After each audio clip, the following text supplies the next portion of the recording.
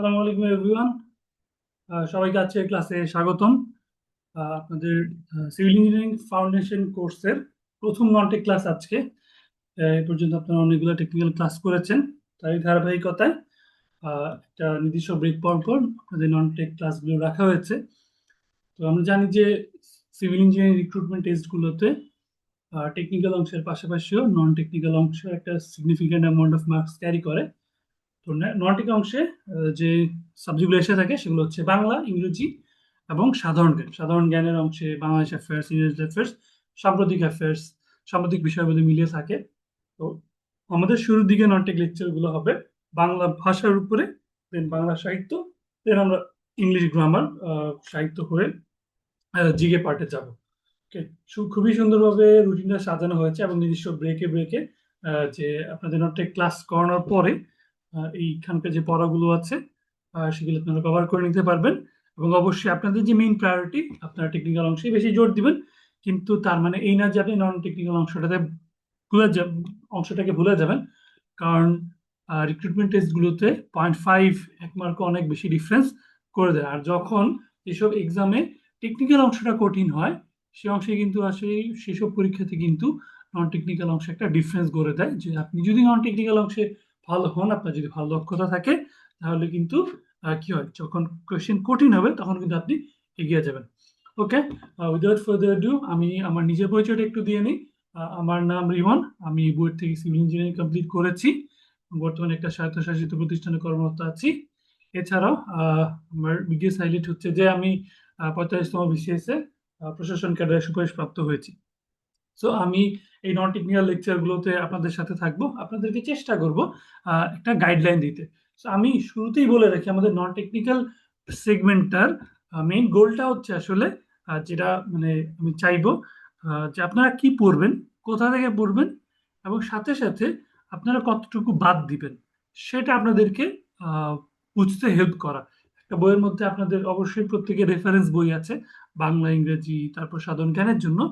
তো পরীক্ষার অ্যানালাইসিসে আসলে অনেক বেশি বিগত বছরের প্রশ্ন অ্যানালাইসিসে আমার একটা ধারণা হয়ে গেছে, প্রায় 3.5 বছরের এক্সপিরিয়েন্সে ধারণা হয়ে গিয়েছে অনেক অনেক এক্সাম দেওয়ার পরে, যে একটা চ্যাপ্টার থেকে এই পার্টিকুলার জিনিসগুলো দেখা যায় যে ঘুরে ফিরে আসে। সো আমি আমার অভিজ্ঞতার আলোকে আপনাদেরকে আমাদের যে রেফারেন্স কন্টেন্ট গুলো আছে সেগুলো আমি মার্কিং করে দিব এবং ক্লাস দেখিয়ে দিব যে কিভাবে ইফেক্টিভলি আসলে আপনারা সেগুলো কমপ্লিট করতে পারেন। ওকে, সো আমরা শুরু করি। হুম, শুরুতেই আমি একটু দেখিয়ে নিই যে বাংলা ভাষা, বাংলা ব্যাকরণ অংশে আমাদের আসলে টপিকগুলো কি, এবং সাথে সাথে যে টপিকগুলো থেকে বেশি প্রশ্ন আসে, মানে বুয়েট প্যাটার্নে হোক বা অন্য যে কোনো চাকরি পরীক্ষাতে, বিশেষ করে বুয়েট প্যাটার্নে কোন যে কোশ্চেনগুলো, যে টপিক থেকে কোশ্চেন বেশি হয়, সেগুলো আমি এখানে লাল কালির দিয়ে মার্কিং করে দিয়েছি। আর এখানে ভাষা এবং বাংলা ভাষার উৎপত্তি, মানে বাংলা ভাষার যে হিস্ট্রিটা, সেটা থেকে কোশ্চেন এসে থাকে। ধ্বনি বর্ণ থেকে কোয়েশ্চেন আসে, ধ্বনির পরিবর্তন থেকে কম কোয়েশ্চেন আসে, কিন্তু ধ্বনির ধরনে অনুনাসিক ধ্বনি, then, মৌলিক স্বরধ্বনি, যৌগিক স্বরধ্বনি, এরকম এবং বিভিন্ন ধরনের যে বর্ণ আছে সেগুলো থেকে কিন্তু খুবই কমনলি কোয়েশ্চেন আসতে দেখা যায়। দেন আরেকটা ইম্পর্টেন্ট একটা টপিক হচ্ছে বানান শুদ্ধিকরণ। ওকে, এটা যে কোনো চাকরির পরীক্ষার জন্য বানান শুদ্ধিকরণ ইজ এ মাস্ট। বানান শুদ্ধিকরণের মধ্যে আসলে নত্য সত্য বিধান চলে আসে। তার নত্য বিধান নয়ের সঠিক ব্যবহার, মূর্ধন্য সঠিক ব্যবহার, মূর্ধন্য সহ সঠিক ব্যবহারের উপরেও কিন্তু বাংলা বানান শুদ্ধিকরণটা ডিপেন্ড করে। ওকে, দেন আরো একটা গুরুত্বপূর্ণ টপিক হচ্ছে সন্ধি। সন্ধি আমরা জানি যে স্বরসন্ধি, ব্যঞ্জন সন্ধি, নিপাতন সিদ্ধ সন্ধি, বিসর্গ সন্ধি আছে। সো এইখান থেকে কিন্তু মানে সন্ধি বিচ্ছেদ আসে, এবং দেখা যায় কি যেসব সন্ধির একটু অন্যরকম, যেসব সন্ধি অন্যরকম সেসব সন্ধি থেকে আসলে কোয়েশ্চেন আসে। যেমন আমি আমার অভিজ্ঞতা বলি, মানে যেহেতু আমি সিভিল ইঞ্জিনিয়ারিং থেকে পাশ করেছি, আমিও তো কিছু চাকরি পরীক্ষা দিয়েছি, একদম ফার্স্ট জাম পরীক্ষা দিয়েছিলাম। সেখানে আমাদের সন্ধি থেকে কোশ্চেন এসেছিল এই যে দুলোক, এই দুলোকের সন্ধি বিচ্ছেদ। ওকে, এটা কিন্তু একটু এই দুলোকের সন্ধি বিচ্ছেদ কিন্তু একটু ডিফারেন্ট। ওকে, এটা সন্ধি হচ্ছে রিব যোগ লোক, মানে নর্মাল যে স্বরসন্ধি, ব্যঞ্জন সন্ধি, সেখান থেকে একটু ডিফারেন্ট নিয়মে গঠিত হয়, এরকম সন্ধি কোশ্চেন কিন্তু দিয়েছিল। সো দেখা যায় যে অ্যানালাইসিস করলেই বোঝা যায় যে সব সন্ধি বিচ্ছেদ একটু ডিফারেন্ট, মানে নর্মাল নিয়মে হয় না, সেগুলো কিন্তু এই যে ছোট ছোট যেসব পরীক্ষার মধ্যে নন টেকনিক্যালের পোর্শনটা একটু কম থাকে, ওইখানকার যারা কোয়েশ্চেন করেন তারা এগুলোই দিয়ে থাকেন। সো আমি আমার ক্লাসে আলোচনার মধ্যে আপনাদের বই থেকে দেখাবো যে এই সন্ধিগুলো কমনলি আসে। দেন সমাজ থেকে আসলে দেখা যায় যে ইঞ্জিনিয়ারিং রিক্রুটমেন্ট টেস্টে আমার কাছে মনে হয়েছে সমাজ থেকে কোয়েশ্চেন একটু কম হয়। তুল কারক ও বিভক্তি তুলনা, এই যে কারক ও বিভক্তি মানে বাংলা কোয়েশ্চেন হবে এবং বুয়েট প্যাটার্নে কারক থেকে কোয়েশ্চেন হবে না, এটা আসলে হয় না। ওকে, কারক থেকে প্রত্যেকবারই প্রত্যেক চাকরির পরীক্ষায় কারক থেকে কোয়েশ্চেন হয়ে থাকে। সাথে সাথে পদ, একটা বাক্য দিয়ে এই বাক্যে এটা কোন পদ, বিশেষ্য নাকি বিশেষণ, এগুলো আসলে এসে থাকে। দেন টপিক কভার করব আমরা। আমরা হচ্ছে বেশ কিছু টপিক আমি নিচেও রেখেছি। সো উপসর্গ, অনুসর্গ, ধাতু, প্রকৃতি, প্রত্যয় এগুলো একটু লেস ইম্পর্টেন্ট। ওকে, সেখান থেকে আসলে এই প্রয়োগ অপপ্রয়োগ, এটাও ইম্পর্টেন্ট। প্রয়োগ অপপ্রয়োগ আসলে এখানে মার্কিং করা উচিত ছিল। বাক্য প্রমাণ, বাক্য শুদ্ধি, তারপর আসি শব্দের বিভিন্ন উৎস।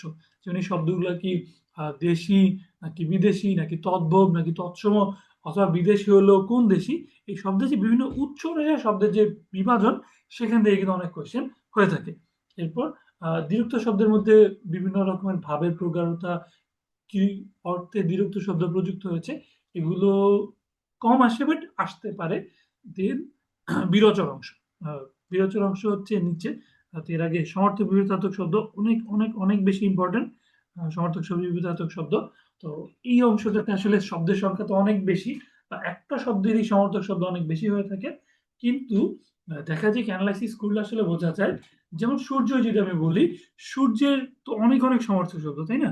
সূর্যের সব সমার্থক শব্দ কিন্তু আসলে ইম্পর্টেন্ট না। মানে সূর্য বলল, কোয়েশ্চেন দিয়ে সূর্য শব্দের প্রতিশব্দ কি, তো অপশনে দেখা যায় যে রাইট আনসারটা সেটা কিন্তু সূর্যের এমন একটা সমার্থক শব্দ হয়ে থাকে যেটা কিনা আসলে মনে রাখতে একটু কঠিন, বা যেটা শুনলে মনে হয় না যে এটা সূর্যের প্রতিশব্দ। মানে কঠিন কঠিন যে প্রতিশব্দগুলো আছে সেগুলা দিয়ে থাকি। সো আমি যেটা করব আমার ক্লাসের মধ্যে আপনাদেরকে ওগুলা দেখিয়ে দিব এবং রেফারেন্স ম্যাটেরিয়ালও মার্কিং করে দিব যে আপনি সূর্যের বা চন্দ্রের এই সমার্থক শব্দগুলোই আপনি মনে রাখবেন। বাকিগুলো আপনি অপশন দেখলেই বুঝতে পারবেন। কিন্তু কিছু শব্দ আছে যেগুলো আপনি বারবার যদি রিভিশন করে না যান, তাহলে কিন্তু আসলে মিস হয়ে যাবে। তো ওই সমার্থক শব্দ, বিপরীতার্থক শব্দ, এগুলো আমার কাছে মনে হয় যেগুলো আসলে আপনি জানেন এখান থেকে কোয়েশ্চেন আসবে, কারক বিভক্তি জানেন এখান থেকে কোয়েশ্চেন আসবে। তো এইসব টপিক যদি আপনার ভালো দখলে থাকে, কয়েকবার রিভিশন হয়ে যায়, দেন না খুব একটা রিভিশন আসলে লাগে না। তো আপনি যেকোনো এক্সামে আপনি শিওর থাকতে পারেন যে এটা থেকে। আর বাংলা গ্রামারের ব্যাপারগুলো কি, কিছু ওয়েব প্যাটার্নের বাইরেও আপনারা মাঝে মাঝে এমআইএসটি প্যাটার্নের পরীক্ষা দিবেন। যেহেতু আপনারা সিভিল ইঞ্জিনিয়ারিং এর একদম ফাউন্ডেশন কোর্সে আছেন আমাদের, তার মানে আপনারা আহ, সকল সিভিল ইঞ্জিনিয়ারিং চাকরি পরীক্ষা অ্যাপিয়ার করবেন। তো সব পরীক্ষা তো আর বুয়েট নেয় না, অনেক পরীক্ষা দেখা যায় যে প্রতিষ্ঠান নিজেরা নেয়, অনেক প্রতিষ্ঠান এমআইএসটি নেয় অনেক পরীক্ষা। তো যখন প্রতিষ্ঠান নিজেরা করে তখন আসলে ওরা কি করে, বাংলা থেকে গ্রামার থেকে অনেক কোয়েশ্চেন করে। তো বাংলা গ্রামার থেকে কোয়েশ্চেন গুলো ইউজুয়ালি কয়েকটা টপিক ওদের একদম ফিক্সড, যেখান থেকে কোয়েশ্চেন হবে, মানে বাংলা কোয়েশ্চেন বলতে ওরা ওইটাই বোঝে। যেমন বাগধারা, হয়তো এমন পরীক্ষার প্রশ্ন দেখবেন যে আপনাকে এমসিকিউ না বরং রিটেন বাগধারা দিয়ে দিয়েছে, রিটেন এক্সামে রিটেন বাগধারা, 5টা বাগধারা দিয়ে 5 মার্ক। তো দেখেন আপনার একটা অঙ্কে মার্কিং থাকে 5, তো 5টা বাগধারা যদি দিয়ে দেয় এবং আপনি ওইখান থেকে যদি 2টা পারেন, তাহলে কিন্তু কি অর্ধেক ম্যাথের সমান মার্ক কিন্তু আপনি হারিয়ে ফেলবেন। সাথে সাথে এক কথায় প্রকাশ এমন একটা টপিক যেখান থেকে মানে যে কোনো এক্সামে যে কোনো সময় আপনি কোয়েশ্চেন পেতেই পারেন। সাথে সাথে সমার্থক শব্দ, বিপরীতার্থক শব্দ, যে একটা শব্দ দিয়ে বলতে পারে যেটা 2টা সমার্থক শব্দ বা যেটা বিপরীতার্থক শব্দ লিখো। ওকে, এই হচ্ছে আমাদের বাংলা গ্রামার অ্যানালাইসিস। তো এই যে টপিকগুলো আমি দেখাচ্ছি, তো আমাদের যে নেক্সট ক্লাসগুলো আছে আজকের ক্লাস সহ সবগুলা ক্লাসে আমরা এই টপিকগুলোই কভার করব। এবং আপনাদের জন্য একটা ফিক্সড একটা ম্যাটেরিয়াল তৈরি হয়ে যাবে, যে আমাদের যখন কোর্সটা শেষও হবে আফটার 5 মান্থস, এগুলো আপনার বেইজের পড়াশোনা হয়ে থেকে যাবে, যে আপনি এই পড়াশোনাগুলোই রিভিশন করবেন। তাহলে কি হবে, আপনারা অনেকেই যাদের টেকনিক্যাল প্রিপারেশন ভালো, আমি দেখেছি যে আপনারা কনফিউশনে থাকেন যে আমি তো টেকনিক্যালি ভালো বাট নন টেকনিক্যাল আসলে তো আমি ওই পার্টটাতে স্ট্রাগল করব। তো যেহেতু আপনারা ফাউন্ডেশন ভর্তি হয়েছেন, তার মানে আমাদের দায়িত্ব হচ্ছে আপনাদের নন টেকনিক্যাল অংশের পাশাপাশি নন টেকনিক্যাল নিয়েও যেন চিন্তা না করতে হয়। একটু বিশ্বাস রাখেন, যদি ক্লাস লেকচারগুলো ফলো করেন এবং ওগুলা প্রপারলি ঠিকঠাক মতো মেনটেন করেন, তাহলে আপনাদের নন টেকনিক্যালে যাদের সমস্যা আছে ওই নন টেকনিক্যাল অংশের সমস্যা এই কোর্স শেষ হওয়ার পরে দূর হয়ে যাবে বলে আমরা আশা রাখি। ওকে, সো আমরা আজকে আমাদের পড়া শুরু করি। তো আমাদের পড়ার প্যাটার্নটা এরকম হবে যে এই যে দেখেন আমি কতগুলো কোয়েশ্চেন রেখেছি যেগুলা ইঞ্জিনিয়ারিং রিক্রুটমেন্ট টেস্টেই এসেছে, যাতে আমরা পড়ায় যাওয়ার আগেই বুঝতে পারি যে আসলে এখান থেকে কেমন কোয়েশ্চেন বুয়েট প্যাটার্নে হয়ে থাকে, বা অন্যান্য প্রতিষ্ঠানও যদি নিয়ে থাকে তারা কোন দিক থেকে আসলে কোয়েশ্চেন গুলো ইউজুয়ালি করে। ওকে, আমরা একটু কোয়েশ্চেন গুলো একটু দেখে নিই। যে ভাষা ও ব্যাকরণ থেকে আমাদের ফার্স্ট টপিক, বাংলা ভাষার বয়স কত। বাংলা ভাষার হিস্ট্রি থেকে কোয়েশ্চেন করছে কিন্তু। ওকে, তো অপশনগুলো থেকে আসলে দেখা যায় যে আহ, বাংলা ভাষা হিস্ট্রির ব্যাপারে দুইজন আহ, ব্যাকরণিকের অপিনিয়ন আমরা খুবই বেশি গুরুত্ব দিই। একজন আপনারা জানেন সুনীতি কুমার চট্টোপাধ্যায়, আর একজন ডক্টর মোহাম্মদ শহীদুল্লাহ। সো তাদের অ্যানালাইসিস অনুযায়ী ডক্টর সুনীতি কুমার চট্টোপাধ্যায়ের মতে বাংলা ভাষার বয়সটা হচ্ছে 1000 বছর, ওই যে চর্যাপদের সময়কালটা যদি আপনারা ধরেন আর কি। আর ডক্টর শহীদ মোহাম্মদ শহীদুল্লাহ তথ্য মতে 1300 বছর, কারণ উনি বলেছেন যে চর্যাপদের তৈরি আরো পূর্ব থেকে। সো মানে ওনার জন্য, বাট অপশনগুলো টেস্ট করলে আসলে বোঝা যায় যে এখানে 1000 বছরটা অ্যাপ্রোপ্রিয়েট। ওকে, বাংলাদেশের হিস্ট্রি থেকে কোশ্চেন হচ্ছে। দেন কোন প্রাচীন লিপি থেকে বাংলা লিপির উদ্ভব? তো বাংলা লিপির ইতিহাস। So, আমরা এখানে অপশনগুলো থেকে বোঝা যায় যে এখানে যে ব্রাহ্মী লিপি থেকে আসলে বাংলা লিপির উদ্ভব হয়েছে। ওকে, এরপর দেখেন শব্দের মানে একটা বাক্যের মধ্যে ফুল হচ্ছে খোঁজা। তো মানে বাক্যের মধ্যে একটা দিয়ে যে সাধু ভাষায় বাক্যটাতে ভুলের সংখ্যা কত, মানে আমরা তো জানি যে বাংলা যে ভাষা রীতির দুইটা মেইন রীতি হচ্ছে সাধু ভাষা এবং চলিত ভাষা। তো আমাদেরকে বলে দিচ্ছে এই বাক্যটা সাধু ভাষায়, তাহলে আমরা যদি এই সাধু ভাষায় দেখে কোথায় কোথায় আসলে ভুল হচ্ছে এটা আমাদেরকে চেক করতে হবে আর কি। ওকে, এখান থেকে দেখা যায় যে অতঃপর বানানটা ঠিক আছে, মানে আপনার কাছ থেকে সেন্টেন্স কারেকশনও চাইতে পারে। তো বিভ্রান্তমূলক মুক্ত, তো আসলে শব্দটা কিন্তু বিভ্রান্ত না, বরং বিভ্রান্তি। তো বিভ্রান্তি মুক্ত হয়ে এটা একটাতে ভুল। দেন হয়ে দেখেন বলেছে কি সাধু ভাষায়। ওকে, সাধু। তো হয়ে কিন্তু চলিত রীতির জন্য কোনো সমস্যা না, কিন্তু যেহেতু সাধু রীতি ভাষার বাক্য বলেছে, তো এটা কি হওয়া উচিত ছিল? এটা হইয়া হওয়া উচিত ছিল।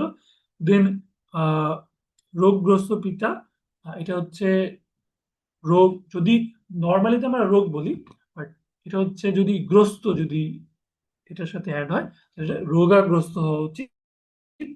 দেন পিতা পুত্র, কোনো সমস্যা নেই এটাতে। যা, এটা তো হচ্ছে যেহেতু সাধু ভাষার, তাহলে আমাদেরকে এখানে কি হওয়া উচিত ছিল? যা হওয়া উচিত ছিল, যাহা। ওকে, সো যা জানিতেন, জানিতেন কিন্তু সাধু ভাষার জন্য ঠিক আছে। সবই খুলে বলিলেন, বলিলেন পার্টে নিয়ে প্রবলেম নেই, কিন্তু এই খুলেটা কি হতো? খুলে হতো খুলিয়া। সো এই কোয়েশ্চেন অ্যানালাইসিস করার ক্ষেত্রে বা আনসার করার ক্ষেত্রে আপনাকে ভালোভাবে দেখতে হবে যেটা আসলে কোন রীতির কথা বলেছে। তো আমরা কি করবো, আমরা এই পড়াশোনার মধ্যে আমাদের কিছু ওয়ার্ড আছে যেগুলা সাধু ভাষায় এক রূপ, চলিত ভাষায় আরেক রূপ, সেগুলো একটু রিভিশন করে নেব।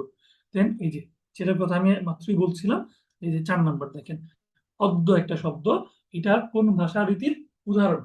তো এটা আসলে মানে এটা হচ্ছে চলিত সাধুর মধ্যে সাধু রীতির উদাহরণ। এটা আমরা হচ্ছে যে আমাদের পড়াশোনার মধ্যে দেখব।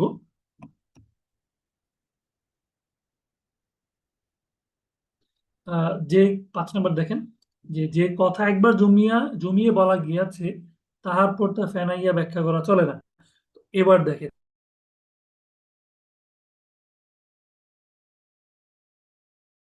এবার কিন্তু ওকে, সরি, চলিত হওয়া উচিত ছিল ভাষার, সেটাতে ভুল কতগুলো। সেখান থেকে সাধু আর চলিতর মিশ্রণ ঘটিয়েছে। মিশ্রণ গুলাকে জাস্ট দেখতে হবে।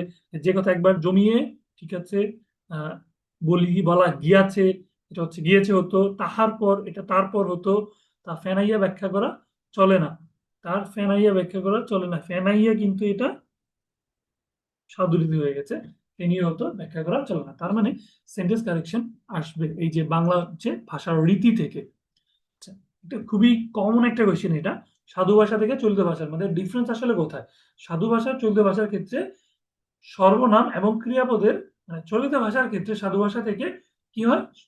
সংক্ষেপে রূপ ব্যবহার হয়। যেমন আমি যদি বলি যে তাহার, এটা তো সর্বনাম, তাই না? তো এটা হচ্ছে সাধু ভাষায় একটু বিস্তৃত। তবে এই চলিত ভাষায় তাহার পরিবর্তে ইউজ করতে হয়, ব্যবহার করতে হয় তার, তাহলে সংক্ষেপ হয়ে আসে। ওকে, তারপর এটা হচ্ছে গিয়াছে, যে ক্রিয়াপদ সাধু রীতিতে এটা হয় গেছে। তার মানে এই সাধু ভাষা থেকে চলিত ভাষা লিখতে গেলে সর্বনাম এবং ক্রিয়াপদগুলো পরিবর্তন ঘটে এবং সেগুলা সংক্ষেপ হয়ে আসে। ওকে, সংক্ষেপ হয়ে আসে। ভাইয়া জমিয়ে কি ঠিক আছে? 5 নম্বরে, সরি, পাঁচ জমিয়ে? নম্বরে হ্যাঁ, জমিয়ে, জি। হ্যাঁ, হ্যাঁ, হ্যাঁ, জমিয়ে বলাটা ঠিক আছে। জমিয়ে বলতে হচ্ছে ওই যে জমানো, তাই জমিয়ে বলা গিয়েছে। এটা যদি সাধু হতো তাহলে বলা হতো যে জমাইয়া। ও আচ্ছা। ওকে, ভাইয়া আজকে মনে হয় ভলিউমটা একটু কম মনে হচ্ছে, নাকি আমার ডিভাইসের সমস্যা বুঝতেছি না। ভলিউম কম মনে হচ্ছে? না, আমরা তো শুনতে পাচ্ছি মোটামুটি ঠিকঠাক। না ভাই, ঠিক আছে। তাহলে আমার ডিভাইসের সমস্যা। ওকে, ধন্যবাদ। ওকে, আমি যথাসম্ভব জোরে বলার চেষ্টা করছি, সমস্যা নেই। ওকে, এরপর হচ্ছে যে বাংলা ভাষার উৎপত্তি, ইতিহাসের কথা বললাম, ইতিহাস থেকে যে কোশ্চেন আসে বাংলা ভাষার উৎপত্তি কত সালে, সেটা গৌড়ীয় প্রাকৃত থেকে বলা হয়ে থাকে। সেটা সপ্তম শতাব্দী, সপ্তম খ্রিস্টাব্দের। দেন ভাষার ক্ষুদ্রতম একক, আমরা জানি যে কোনো একটা বাক্যের মধ্যে অনেকগুলা শব্দ থাকে, শব্দের মধ্যে বর্ণ, এবং তার চেয়েও আরো ক্ষুদ্রতর হিসেবে গেলে ভাষার ক্ষুদ্রতম এককে আমরা বলে থাকি ধ্বনি। তাহলে এখানে একটা সামারি আছে যে ভাষার ক্ষুদ্রতম একক ধ্বনি, ভাষার মূল উপাদান বললেও ধ্বনি, কিন্তু যদি উপকরণ বলে তখন হয়ে যায় বাক্য। আর বাক্যের ক্ষুদ্রতম একক হচ্ছে শব্দ, শব্দ থেকে বর্ণ, আর বর্ণের মধ্যে বর্ণগুলা ধ্বনি দিয়ে গঠিত হয়ে থাকে। ওকে, সো দেন ভাষা নিয়ে কোয়েশ্চেন আসে যে প্রত্যেক ভাষায় তিনটা যে মৌলিক অংশ থাকে, সেগুলো হচ্ছে কি, আমরা যদি একদম ক্ষুদ্র থেকে শুরু করি, ধ্বনি দিয়ে শব্দ হয়, শব্দ দিয়ে বাক্য হয়। এই তিনটে হচ্ছে এই ভাষার তিনটা মৌলিক অংশ। দেন কোন ভাষায় সাহিত্যের গাম্ভীর্য আভিজাত্য প্রকাশ পায়, এটা আমরা জানি যে একটু সাধু ভাষায় কথা বলে মনে হয় কি একটা গভীরতা আছে। ওকে, এবং একটা অ্যারিস্টোক্রেসি প্রকাশ পায়। তো এটা অপশন দেখলেই বোঝা যায় যে সাধু ভাষার ক্ষেত্রে পদবিন্যাস খুবই সুনিয়ন্ত্রিত এবং সুনির্দিষ্ট, যার ফলে সাধু ভাষার ব্যবহারে, মানে ওই যে রবীন্দ্রনাথের সাহিত্যগুলো দেখবেন যেগুলো সাধু ভাষায় রচিত, যেমন কথাগুলো নর্মাল কথাও না, খুবই একটা ভাব গাম্ভীর্যপূর্ণ মনে হয়। তো বাংলা ভাষার উদ্ভব কোন ভাষা থেকে হয়েছে, তো একটা এই দেখেন একটু আগে একটা কোয়েশ্চেনের আমরা ব্যাখ্যা পড়লাম যে বাংলা ভাষা আসলে ওই যে সপ্তম খ্রিস্টাব্দ থেকে তার উৎপত্তি। তো এটা গৌড়ীয় প্রাকৃত, তো ওইখান থেকে কিন্তু এর আনসার করা যায় যে বাংলা ভাষার উদ্ভব হয়েছে প্রাকৃত থেকে। ওকে, সো এটা হচ্ছে ইতিহাসে। দেন এটা একটা রিটেন কোয়েশ্চেন যে বাংলা ভাষার গঠন অনুসারে মৌলিক আলোচ্য বিষয় কোনগুলো। আমরা জানি যে এরকম চারটা যদি রিটেনে আসে, ইঞ্জিনিয়ারিং ইলেকট্রনিক্সের রিটেনে এরকম আসবে বলে, আসবে না বলেই আশা রাখা যায়। সেগুলো খুবই মানে নর্মাল না আসলে। দেন স্বাদুরীতির শব্দ কোনটা, জাস্ট স্বাদুরীতির ক্ষেত্রে আমাদের কিন্তু তৎসম যে শব্দগুলো আছে সেগুলো একটু জানতে হবে। তো এখানে আহ, কেতাব এটা বিদেশি শব্দ, কলেজ বিদেশি শব্দ, গিন্নি হচ্ছে তদ্ভব শব্দ। এখানে স্বাদুরীতি শব্দ হচ্ছে গ্রহ। ভাষার মূল উপকরণ, এটা আমরা দেখে আসলাম। ভাষার যে মূল উপাদান বলছিলাম, এই যে দেখেন একটু আগে, ভাষার উম, মূল উপাদান, মূল উপাদান বললে আমরা বলবো ধ্বনি, আর যদি মূল উপকরণ বলে সেটা হবে বাক্য। So, এই কোশ্চেনে কিন্তু আসলে এসেছে, মানে কয়েকটা কমন প্যাটার্নের জিনিসই দেখা যায় যে অ্যানালাইসিস করলে, যেমন এই যে এই জিনিসটা আমি বললাম, আপনি ডেফিনেটলি বাংলা ভাষার মূল উপকরণ, মূল উপাদান, এগুলো নিয়ে কোনো না কোনো রিক্রুটমেন্ট টেস্টে আসবেই। তো খুবই কমন কমন কোয়েশ্চেন আর কি। সো আরো কয়েকটা কোয়েশ্চেন আমরা দেখি যে ভাষার যে রীতি নিয়ে আমরা কথা বলছিলাম, চলিত রীতি, সাধু রীতি।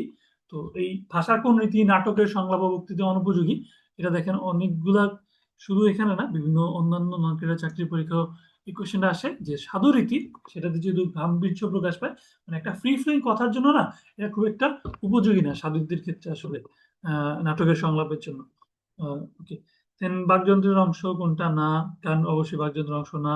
ভাষার মূল উপাদান, একটা কোয়েশ্চেন কিন্তু ঘুরে ফিরে আসছে।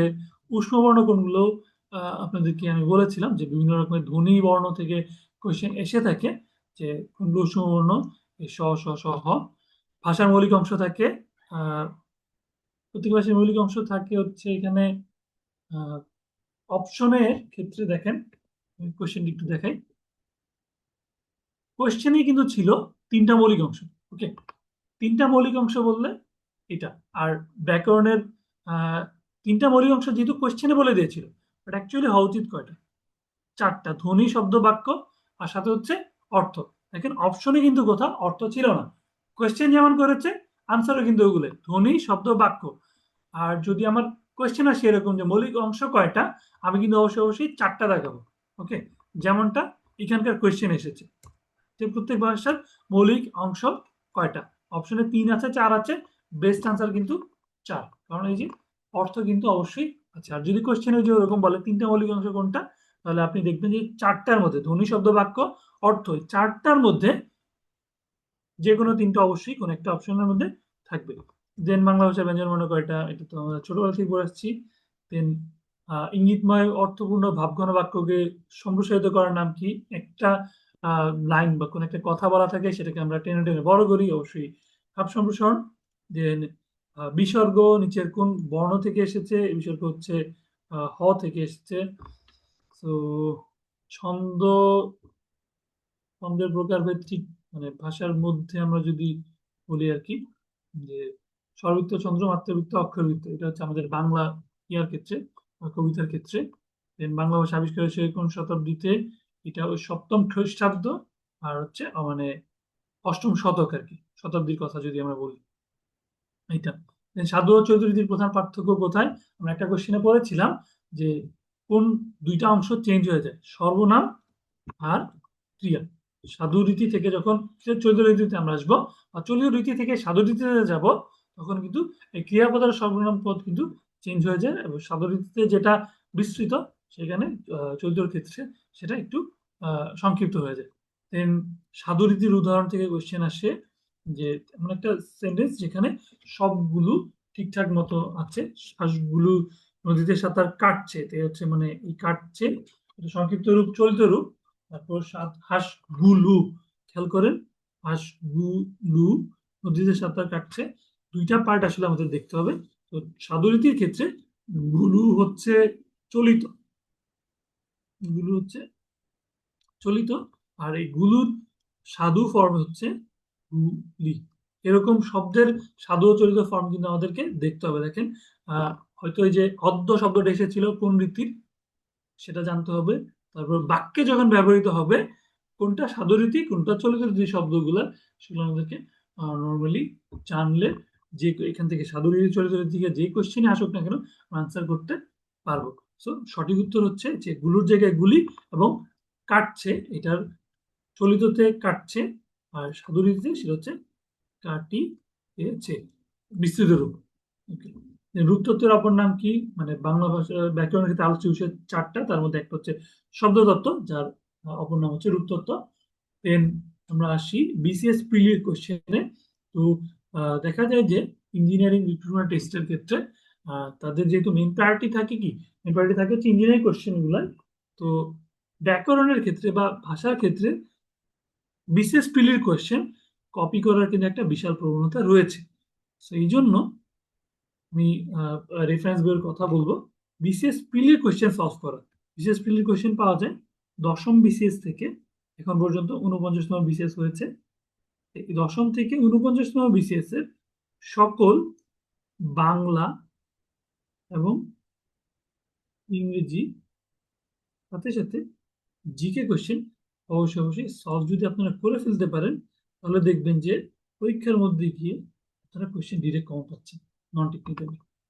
কিছু কোশ্চেন মৌলিক কোশ্চেন হয়, কিন্তু যে নর্মাল প্রবণতা সেটা হচ্ছে বিসিএস প্রিলির কোশ্চেন কপি করে দেয়। বিসিএস প্রিলির প্রশ্ন, বিসিএস প্রিলির যে সিলেবাসটা, সেটা যেমনটা কম্প্রিহেন্সিভ, কারণ ইঞ্জিনিয়ারিং রিক্রুটমেন্ট টেস্টের জন্য তো আলাদা সিলেবাস নেই।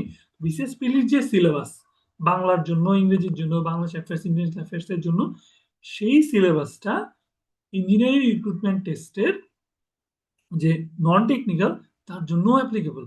কারণ কি ওই সিলেবাসটাতে সবকিছু কভার হয়ে গিয়েছে, এমন কিছু নেই যেটা সিলেবাসের মধ্যে নেই। ওকে, সেই জন্য বিসিএস প্রি কোশ্চেন সলভ করাটা অনেক অনেক অনেক বেশি জরুরি। সেই এর ধারাবাহিকতা আমরা দেখে নিব যে 45 BCS এ বাক্য এরকম একটা উক্তি এসেছিল। এই উক্তিটা কার? এটা বেশ কঠিন একটা কোয়েশ্চেন ছিল, ইউজুয়াল কোনো উক্তি না, যেসব উক্তি সাধারণত বই পাওয়া যায়। তখনকার সময় এটা কমন কোনো উক্তি ছিল না। ভাষা তিনটা শুধু বাহন নয়, তিনটার প্রসূতি। এটা হচ্ছে সুকুমার সেনের ভাষা দ্বিতীয়ত গ্রন্থ থেকে নেওয়া ছিল। দেন একটা কমন কোয়েশ্চেন, সর্বপ্রথম বাংলা ভাষার ব্যাকরণ কে রচনা করেন? এটা আমরা জানি যে আহ পাদ্রী মনোয়াল আহসান সাহ 1743 সালে, সেটা ফরাসি ভাষাতেই। আর এটা আমরা জানি যে বাংলা ভাষার ব্যাকরণ ইংরেজিতে রচনা করেছিলেন ন্যাথানিয়েল ব্রাসি হেলহেড 1778 সালে। এবং গৌড়ীয় ব্যাকরণ, বাংলা ভাষায় প্রথম ব্যাকরণ রচনা করেছিলেন রাজা রামমোহন রায়। 1833 সালে প্রকাশিত হয়েছিল গৌড়ীয় ব্যাকরণ। তো এটা এটা ফ্রেঞ্চ ভাষায় 1743-এর যে গ্রামারটা, এটা 1748-এর যে গ্রামারটা বাংলা ব্যাকরণ ইংলিশে। আর এটা 1843-এ 33-এ যে রাজা রামমোহন রায়, সেটা ছিল গৌড়ীয় ব্যাকরণ বাংলা ভাষাতে। ওকে, এই হচ্ছে আমাদের প্রিভিয়াস মানে কোয়েশ্চেন একটা অ্যানালাইসিস দেখালাম যে এই টপিক থেকে কি কি কোয়েশ্চেন, কেমন কোয়েশ্চেন আসে। তো একটা যদি আমরা সামারি করি, এখান থেকে সাধু আর চলিত ভাষার রীতি থেকে সাধু আর চলিত রীতির যে শব্দ, সেগুলো জানা প্রয়োজন। কোনটা সাধু রীতিতে কেমন, কোনটা চলিত রীতিতে কেমন, এটা যদি জানি তাহলে যেমন এরকম শব্দ আনসার করতে পারবো যে অদ্য কোন ভাষার রীতির উদাহরণ। অদ্যের যদি আমাকে বলতো যে আচ্ছা ঠিক আছে, অদ্য তো চলিত সাধু রীতির উদাহরণ, এটা তুমি চলিত রীতি লিখো। তো সেই ক্ষেত্রেও কিন্তু অ্যানালাইসিস মানে আনসার জিনিসটা জানতে হবে। ওকে, আমরা আবার একটু চলে যাই আমাদের পড়াশোনার মধ্যে। তো আমরা রেফারেন্স বইয়ের ক্ষেত্রে যারা ইউজ করবো, আমি আপনাদেরকে বলে দিচ্ছি যে রেফারেন্স বইয়ের ক্ষেত্রে আমরা বাংলার জন্য ইউজ করবো অগ্রদূত বাংলা, অগ্রদূত বাংলা। আবার কিছু কিছু অংশের জন্য আমি প্রিসেপ্টরস ডাইজেস্টও ফলো করব। আপনাদেরকে আমি বলে দিব কোন সময় আমি কোনটা ইউজ করছি। তো এই বইটা কালেকশনে থাকলে আমার মার্কিং দেখে নিজের বই মার্কিং করে নিতে পারবেন। এবং সাথে সাথে অবশ্যই বিসিএস প্রিলি প্রশ্ন, যদিও প্রিসেপ্টাসের ডাইজেস্টের মধ্যে একদম প্রিসেপ্টাসের একটা ভালো ব্যাপার হচ্ছে যে টপিকের সাথে সাথে প্রিভিয়াস কোয়েশ্চেন গুলো দেওয়া থাকে, একটা হেল্প হয়। বিশেষ প্রিলির জিনিস ডাইজেস্ট থেকে আসলে হয়ে যায়। এটা হচ্ছে মেইন রেফারেন্স বই আমাদের থাকবে। ওকে, আর হচ্ছে আপনাদেরকে আমি বিরোচন অংশ মার্কিং করে দেওয়ার ক্ষেত্রে আমার নিজের আমি আপনাদেরকে আলাদা করে কালেকশন করতে হবে না, তো আমি জাস্ট লিখে রাখছি। সৌমিত্র শেখরের একটা ব্যাকরণের বই আছে, সেখান থেকে আমি চিয়া নিব আর কি, বাংলা ভাষা সাহিত্য জিজ্ঞাসা সৌমিত্র শেখরের। এটা আপনাদের কালেকশন করতে হবে না, জাস্ট আমি লিখে রাখছি যে আমি এটা ফলো করব বাগধারার ক্ষেত্রে, একতা প্রকাশের ক্ষেত্রে। ওইখান থেকে যেগুলো নর্মাল এই অগ্রগতিতে নেই বাট ওই বইয়ের মধ্যে আছে এবং এক্সাম আসার মতো, আপনাদেরকে আমি বিরোচনের আলাদা নোট দিব, যেগুলো যেগুলো আপনারা হচ্ছে ফলো করবেন। ওকে, গ্রামারের পার্টে হচ্ছে আমরা অগ্রদূত বই থেকে মার্কিং করে নিব। ওকে, এবার আসি যে আপনি আপনার বইয়ের মধ্যে, আমি ক্লাসের শুরুতেই বলেছিলাম, তার বইয়ের মধ্যে কিভাবে কাটছাট করে পড়বেন। তাই আমি পড়াশোনার ক্ষেত্রে যেটা যখন আমি প্রিপারেশন শুরু করেছিলাম, দেখলাম যে ইংরেজি তো মোটামুটি পারি, কিন্তু বাংলাতে যে চাকরির পরীক্ষায় যেসব জিনিস আসে সেগুলো তো আমাকে দিয়ে হচ্ছে না। ওকে, তো তাহলে কি করতে হতো, বাংলা তাহলে কিভাবে ভালো হওয়া যায়। বুঝলাম যে আমি তো একটু ফাঁকিবাজ টাইপের, তো অত বেশি পড়াশোনা তো করতে পারবো না, বই মার্কিং করে করে কাটছাট করবে আর কি। যেগুলো পরীক্ষায় বেশি আসে সেগুলোই পড়বো। বেশি ইনফরমেশন তো মাথায় মাথায় রাখা তো। So, আপনাদের জন্য যেহেতু নন টেকনিক্যাল পার্ট, তো আমরা একটু মার্কিং শুরু করি। কিছু জিনিস মার্কিং অলরেডি করা আমি করে রেখেছি, সেগুলো আমার কাছে মনে হয়েছে যে জাস্ট দেখা প্রয়োজন আর কি। ওকে, সো আমরা একটু আসি। এখানে দেখেন বাংলা ভাষার ব্যাপারে কিছু জিনিস বলা আছে। তো আমাদের কি জানতে হবে, যে মানুষের মনোভাব প্রকাশক কণ্ঠ নিঃসৃত যে অর্থবহ ধ্বনি সমষ্টি। ওকে, ভাষা হচ্ছে ধ্বনি সমষ্টি, যেগুলো হচ্ছে ধ্বনি মিলে বর্ণ ও বর্ণ মিলে শব্দ দেন বাক্য হয় আর কি। তো দৃষ্টি প্রতিবন্ধীর নবম জন্য দশম তারা শ্রেণীর যেহেতু বাংলা ব্যাকরণ যথেষ্ট না? নবম দশম শ্রেণীর বাংলা ব্যাকরণ পড়লে হবে না যথেষ্ট? এতগুলো বই পড়ার বদলে আহ নবম দশম শ্রেণীর যে বাংলা ব্যাকরণ, এটা আহ, জি ভাই, এটা পড়লে হবে না ভাই? অনেক এটা এতগুলো বই, এগুলো আমরা তো পুরান বই আমরা তো পড়ে আসছি, আর নতুন বই কাজ করার বদলে এই বইটা পড়লে হয় না ভাই? কি করে দিবা, আপনার পরে একদম কমিয়ে দিবা। আপনি just এই যে লেকচার ম্যাটেরিয়াল আছে সেটা একবার গো থ্রু করবেন। আপনার যে মেইন বই, সেই মেইন বই থেকে আপনি দেখে, আমি আপনাদের দেখেন পুরো বইটার মধ্যে আমি একটু দেখাই, পৃষ্ঠার মধ্যে কত কমিয়ে দেওয়া। ওকে, জাস্ট এত কিছু পড়ার দরকার নেই, অনেক কমিয়ে দেয়, জাস্ট অল্প কয়েকটা ইনফরমেশন মার্ক করা।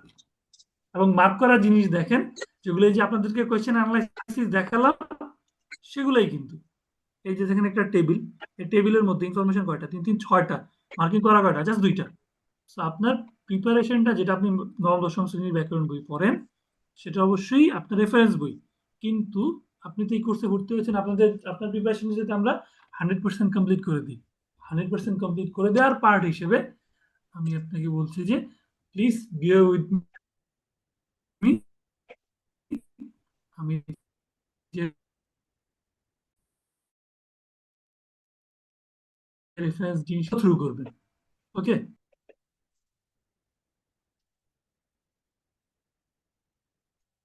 ঠিক আছে ভাই। আচ্ছা আমরা কন্টিনিউ করি। মানুষের মনোভাব প্রকাশক যে ধ্বনি সমষ্টি হচ্ছে ভাষা। আর দৃষ্টি প্রতিবন্ধীরা যেহেতু চোখে দেখতে পায় না অবভিয়াসলি, তাদের পড়ার জন্য ভাষাকে উঁচু নিচু করে, মানে হচ্ছে ওই ব্রেইল পদ্ধতির ভাষা বলে, ব্রেইলের আলাদা বই আছে। দৃষ্টি প্রতিবন্ধীরা সেটাকে টাচ করে করে বুঝতে পারে যে আসলে কোনটা কোন অক্ষর, তারপর তারা হচ্ছে ওই লেখাগুলো পড়তে পারে। আচ্ছা, এরপর দেখেন, আপনার যদি এক্সাম কোয়েশ্চেন আসে যে মনের ভাব প্রকাশের মাধ্যম কোনটা, বাহন কোনটা, উৎস কোনটা, অপশন সেটা হবে কি ভাষা হবে, দেন দৃষ্টি প্রতিবন্ধীদের ভাষা হচ্ছে কি ব্রেইল ভাষা। বাকি যেগুলা বাক প্রতিবন্ধীদের ভাষা, ইশারা ভাষা, এটা আপনার আলাদাভাবে পড়ার দরকার নেই। ফার্স্ট ল্যাঙ্গুয়েজ যে মাতৃভাষা হয় সেটাও আলাদাভাবে পড়ার দরকার নেই। আর সেকেন্ড ল্যাঙ্গুয়েজ মানে আমাদের জন্য আর কি, আমাদের রাষ্ট্রীয়ভাবে সেকেন্ড ল্যাঙ্গুয়েজ হচ্ছে ইংরেজি। ওকে, এরপরে আমরা যাই যে মাতৃভাষী মানে কিছু জিনিস আছে। মাতৃভাষী মোট জনসংখ্যার ভিত্তিতে, মানে যাদের ফার্স্ট ল্যাঙ্গুয়েজ বাংলা, সেই হিসেবে বাংলা হচ্ছে পৃথিবীর ষষ্ঠ বৃহত্তম ভাষা। আর বাংলা ভাষার নিকটতম আত্মীয় হচ্ছে অহমিয়া ও উড়িয়া। ওকে, এই পাশ থেকে আমাদের কিন্তু পড়া শেষ। এরপর আসেন ভাষার যে মৌলিক অংশ। এখানে ওই যে এক্সামে আপনাদের কোশ্চেনে দেখিয়েছিলাম যে ভাষার যে মৌলিক অংশ কয়টা, 4টা। কি, ধ্বনি, শব্দ, বাক্য আর অর্থ। যেখান থেকে কিন্তু আসলে এটা পড়লে কিন্তু আপনার হয়ে যাচ্ছে। এরপরে দেখেন প্রচলিত যে মতামত, মানে আপনার অপশনে যদি 4 থাকে, আপনি কিন্তু মৌলিক অংশ 4ই দেখাবেন। আচ্ছা, এরপরে আসি হচ্ছে আমরা ভাষার মৌলিক উপাদান, ভাষার মৌলিক উপকরণ। ভাষার মৌলিক উপাদান হচ্ছে আমরা বলবো কি শব্দ, মূল ভাষার মূল উপকরণ হচ্ছে বাক্য। ওকে, ভাষার মূল উপাদান, উপাদান বললে দেখেন ভালো করে খেয়াল করেন, উপাদান বললে কি তাকাবেন, শব্দ। উপকরণ বললে তাকাবেন হচ্ছে বাক্য, এটা যেন ভুল না হয়। ওকে, এরপরে আমরা ভাষার কথা যেহেতু আসছি, সংবিধানটা একটু বলে দিই যে আমাদের যে রাষ্ট্রভাষা যে বাংলা, সংবিধানের 3 নম্বর অনুচ্ছেদে আছে।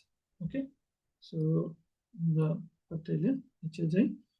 আর এখানেও ইঞ্জিনিয়ারিং পরীক্ষা ছাড়াও অন্যান্য পরীক্ষার মধ্যে যেসব কোয়েশ্চেন এসেছে বিগত বছরের প্রশ্ন এখানে আছে। কিছু জিনিস হচ্ছে এখান থেকে দেখাটা অনেক বেশি হয়ে যাবে।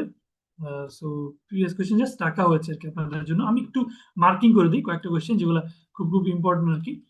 ভাষার ক্ষেত্রে এই যে ব্রেল পদ্ধতি, আমি একটু আগে বললাম, ব্রেল পদ্ধতি হচ্ছে আহ, যারা দৃষ্টি প্রতিবন্ধী তাদের ভাষা। Then বাংলাদেশ ছাড়াও কোন অঞ্চলের ভাষার মানুষ হচ্ছে উড়িষ্যার মানুষ, উড়িয়া যে ভাষাটা সেটা হচ্ছে বাংলা। দেন ভাষা কি, ভাষা হচ্ছে ভাবের উচ্চারণ। আর ওকে, এই হচ্ছে আমাদের মোটামুটি এখান থেকে আর দেখার কিছু নেই। এবার আমরা চলে যাই হচ্ছে বাংলা ভাষা রীতির মধ্যে। সাধু রীতি, চলিত রীতি আমরা পড়েছিলাম। তো এবার আসি আমাদের বাংলা ভাষা রীতি, যেটা আমরা যদি বিভাজন করি সেটা হচ্ছে লেখ্য ভাষা রীতি, কথ্য ভাষা রীতি। তো লেখ্য ভাষা রীতির মধ্যে আবার যে কাব্য রীতি, সাধু রীতি, প্রমিত রীতি, আমরা জাস্ট হচ্ছে যেটা আমরা মূলত প্রয়োজন নবম দশম দিনের ব্যাকরণ অনুসারে, মানে ওই বিভাজনটা বেশি বড়, বাট এই বিভাজনটা হচ্ছে আমরা ফলো করব। তো আমরা লৈখিকের ক্ষেত্রে দেখেন, লৈখিকের ক্ষেত্রে হচ্ছে সাধু আর চলিত। তো সাধুটা হচ্ছে সর্বজন স্বীকৃত লেখ্যরূপ, আর চলিতটা হচ্ছে সর্বজনীন আদর্শ চলিত রূপ। আর মৌখিকের ক্ষেত্রে কি থাকে, আঞ্চলিক ভাষা, মানে অঞ্চল হইতে যে ভাষার যে টোনের ডিফারেন্সটা হয় সেটা হচ্ছে আঞ্চলিক ভাষাটাকে বলা হয় উপভাষা বলা হয়ে থাকে। ওকে, তো এখান থেকে আমরা যে সবচেয়ে ইম্পর্টেন্ট ইনফরমেশন তা হচ্ছে আঞ্চলিক ভাষার অপর নাম হচ্ছে কি উপভাষা। যে আমাদের নোয়াখালীর ভাষার অ্যাকসেন্ট একরকম হয়, চাঁপাইনবাবগঞ্জের মানুষের ভাষার অ্যাকসেন্ট অন্যরকম হয়। তো এগুলোই আসলে কি আঞ্চলিক ভাষা। ওকে, সো আমরা বাংলা উপভাষার মধ্যে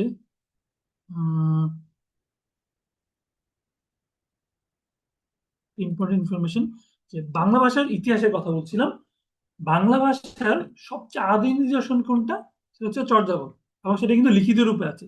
তো লিখিত বাংলা ভাষার আদি নিদর্শনের নাম কি, সেটা হচ্ছে চর্যাপদ। প্রায় 1000 বছর আগে লেখা এই যে বাংলা ভাষার ইতি। প্রথম কোশ্চেনে দেখেছিলাম যে বাংলা ভাষা কত বছর আগে, সেটা হচ্ছে বাংলা ভাষার যেহেতু আদিতম নিদর্শন হচ্ছে চর্যাপদ, তাহলে চর্যাপদ যত বছর আগে লিখিত, বাংলা ভাষাটার ইয়েও কি, বাংলা ভাষাটার হিস্ট্রিও কিন্তু তত বছরেরই পুরনো। ওকে, সো এই হচ্ছে আমাদের এই পৃষ্ঠার পড়াশোনা। দেন এখানে আমাদের বেশ কিছু পড়াশোনা আমরা একটু দেখে নিব, যে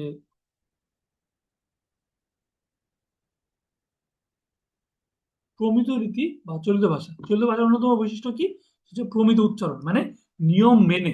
ওকে, নিয়ম মেনে আমাদের বাংলা একাডেমি থেকে প্রমিত বানানের জিয়া প্রকাশ করে, সাথে সাথে উচ্চারণটাও নিয়ম মেনে উচ্চারণই আসলে হবে। সেটা হচ্ছে আদর্শ প্রমিত ভাষার উচ্চারণ আর কি। সো 21 শতকের সূচনাকালে এই যে চলিত রীতির যে নামটা, সেটার নামই হয় প্রমিত রীতি। এবং প্রমিত রীতির আরেকটা নাম হচ্ছে কি মান রীতি। প্রমিত রীতি বা মান রীতি একটু মনে রাখবেন।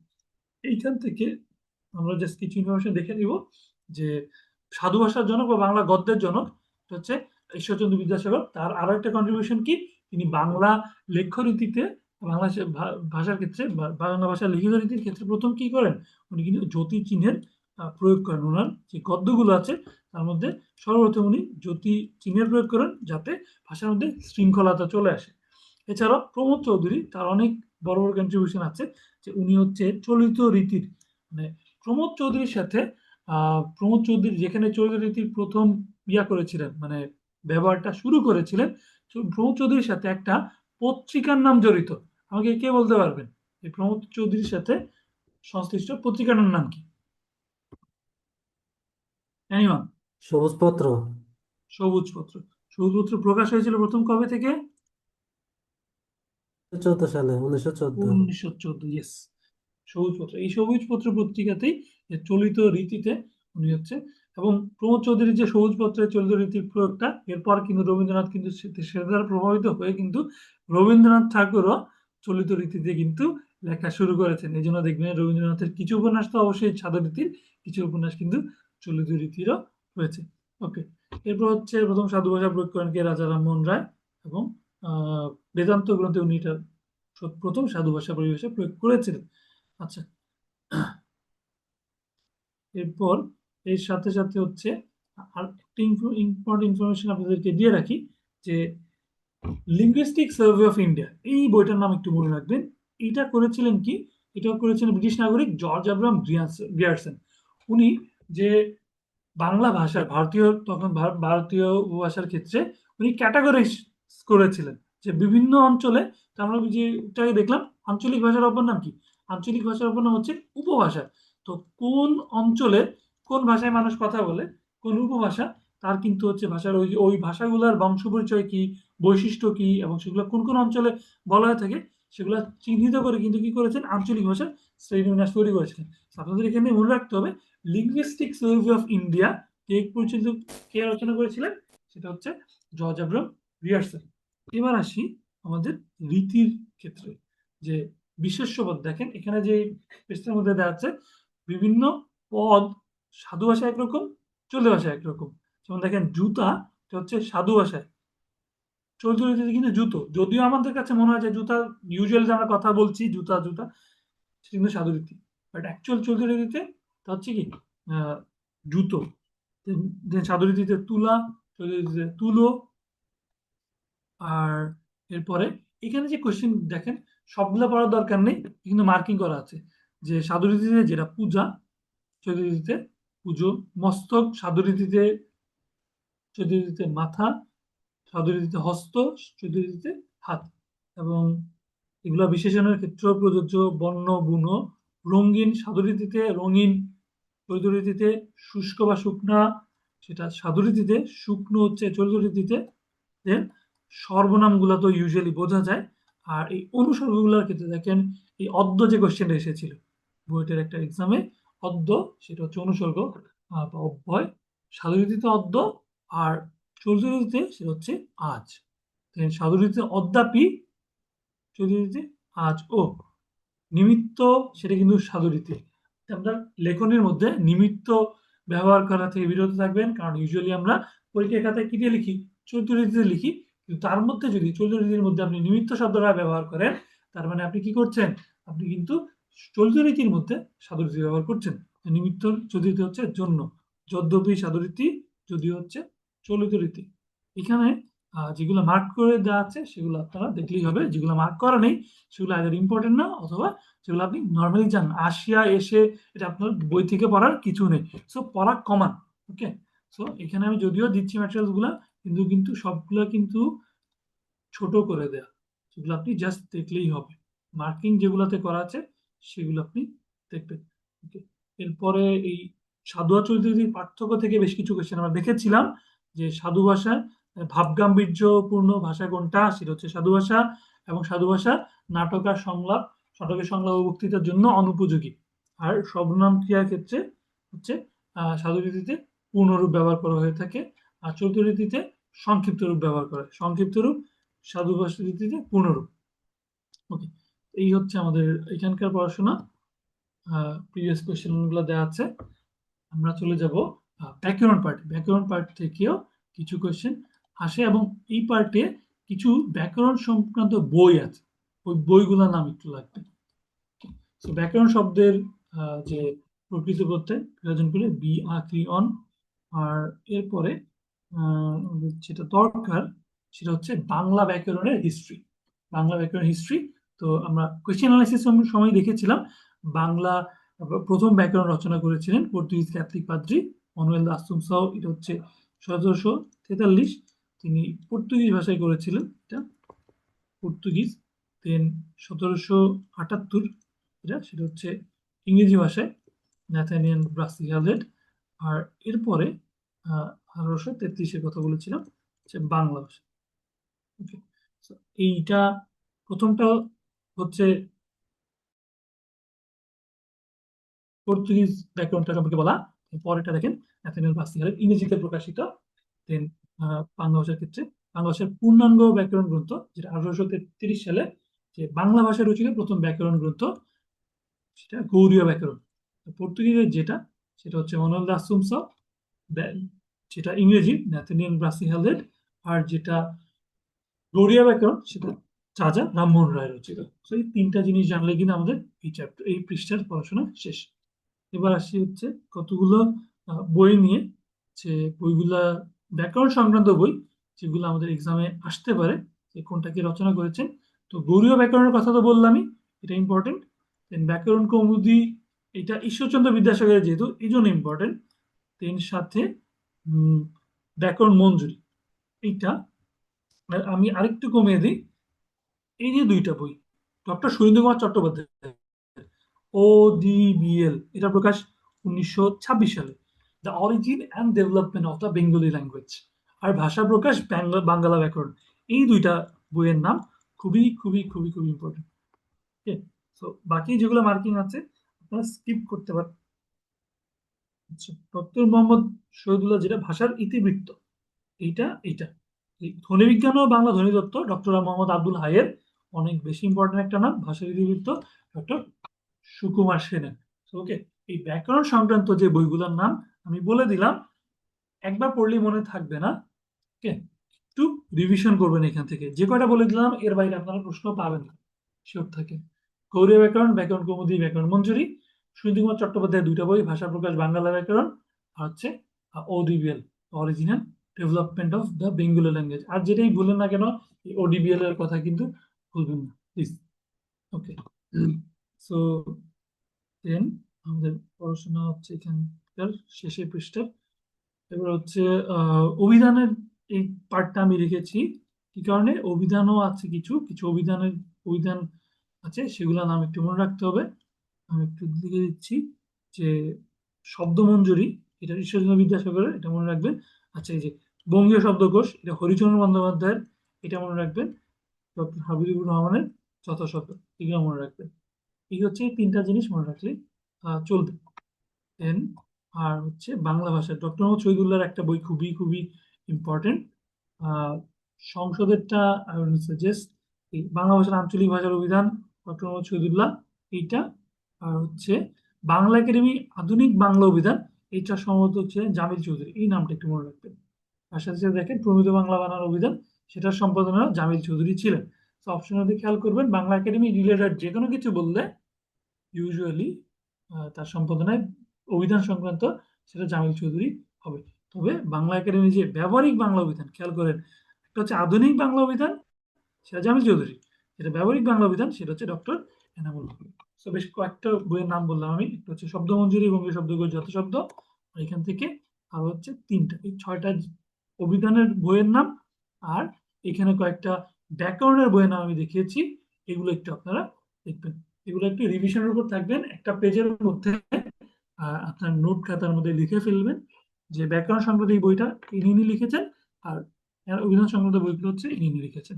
তাহলেই আপনাদের জন্য, যদি কখনো কোয়েশ্চেন চলে আসতেই পারে, মানে খুবই কমন কোয়েশ্চেনের কথা আমি বলছি ফ্রম এক্সপিরিয়েন্স, তো আপনি কিন্তু ওই মার্কসটা কিন্তু হারাবেন। ওকে, তো এই তো দেখেন আপনাদের কয়েকটা চ্যাপ্টার থেকে কিন্তু আমি পড়া কিন্তু অনেক কমিয়ে দিয়েছি। এবার আসি বাংলা ভাষার আলোচ্য বিষয়। আমরা জানি বাংলা ব্যাকরণের আলোচ্য বিষয় 4টা: ধ্বনিতত্ত্ব, শব্দতত্ত্ব বা রূপতত্ত্ব, অর্থতত্ত্ব, আর হচ্ছে বাক্যতত্ত্ব বা পদক্রম। 4টা নাম একদম একটুতে মনে রাখবেন। তো এগুলার মধ্যে যেটা হয় যে 4টা অংশের মেজর পার্ট, 4টা অংশের মধ্যে আমরা বাংলা গ্রামারে যা যা পড়ি সব কিন্তু এগুলো কিন্তু চলে আসে। তো পরীক্ষার প্রশ্ন কেমন আসে, পরীক্ষায় আসে যে যেমন নত্য সত্য বিধান কোন অংশে আলোচিত হয়, ধ্বনিতত্ত্ব কি শব্দতত্ত্ব, অর্থতত্ত্ব নাকি বাক্যতত্ত্ব। তো আপনাদেরকে কয়েকটা জিনিস একটু মনে রাখতে হবে। এই নত্য সত্য বিধান এটা ধ্বনিতত্ত্বে, ওকে, নত্য সত্য বিধান ধ্বনিতত্ত্বে। সন্ধি খুবই খুবই ইম্পর্টেন্ট। সন্ধি আসলে কি, ওই যেটা ধ্বনিরই কিন্তু আমরা জানি সন্ধি কি, যে উচ্চারণের সুবিধার জন্য যেটা ধ্বনিকে একত্র করে যে মানে এক শব্দে পরিণত করা হয়, আমরা জানি যে সন্ধি করা, ধ্বনির মেলবন্ধন, যে ধ্বনি মিলে যাতে উচ্চারণের সুবিধা হয় আর কি। তো অবশ্যই সন্ধি তো ধ্বনিতত্ত্বতে আলোচিত না হওয়ার কোনো উপায় নেই। ওকে, দেন শব্দতত্ত্ব থেকে কিছু মার্কিং করে দিচ্ছি। দ্বিরুক্তি শব্দ, নামের মধ্যে শব্দ, পারিবারিক শব্দ, নামের মধ্যে শব্দ, এটা ডেফিনেটলি মনে থাকবে। যেটা মনে থাকতে, পদগুলো শব্দতত্ত্বে থাকবে, এটাও থাকার কথা। দেন এই যে মনে থাকবেন হচ্ছে পদাশ্রিত নির্দেশক, প্রত্যয় ধাতু, বচন ইম্পর্টেন্ট, খুবই খুবই ইম্পর্টেন্ট। সমাস কোথায় আলোচিত হয়, সমাস শব্দতত্ত্বে আলোচিত হয়। ওকে, দেন বাগধারা অর্থতত্ত্বে আলোচিত হয়। সমর্থক শব্দ, বিপরীত শব্দ, যে আমি যে সূর্যের কতগুলো সমর্থক শব্দ বলছি, এগুলো কি, সূর্যের নাম আদিত্য, মার্তণ্ড, এগুলো কি আসলে আদিত্য অর্থ সূর্য, মার্তণ্ড অর্থ সূর্য, কোথায় আলোচিত হবে তাইলে, অর্থতত্ত্বে। ওকে, সিমিলারলি বিপরীত শব্দ কিন্তু, সমর্থক শব্দ বিপরীত শব্দ দুইটাই অর্থতত্ত্বের মধ্যে। আচ্ছা, বাগধারা অর্থতত্ত্বের মধ্যে, আবার শব্দতত্ত্ব, সমাস হচ্ছে শব্দতত্ত্বের, এটি কি মনে রাখতে হবে। দেন বাক্যতত্ত্ব পদক্রমের জন্য এখানে ইম্পর্টেন্ট হচ্ছে কারক, কারক আলোচিত হয় বাক্যতত্ত্বে। বিরাম চিহ্ন অবশ্যই বাক্যের সুশৃঙ্খলতা এনশিওর করার জন্য বিরাম চিহ্ন ব্যবহার করা হয়ে থাকে, তো অবশ্যই বিরাম চিহ্ন বাক্যতত্ত্বেই আলোচিত হয়ে থাকে। আচ্ছা, এবার একই সাথে অভিধান তত্ত্ব, অভিধান তত্ত্বের ইংরেজি হচ্ছে লেক্সিকোগ্রাফি, একটু মনে রাখবেন। লেক্সিকোগ্রাফি হচ্ছে অভিধান তত্ত্ব। আচ্ছা, আমরা চলে যাই পরের সেগমেন্টে আমরা কিছু কোশ্চেন দেখব যে ধ্বনি, বর্ণ, যুক্ত বর্ণ, এই অংশে কি আসে।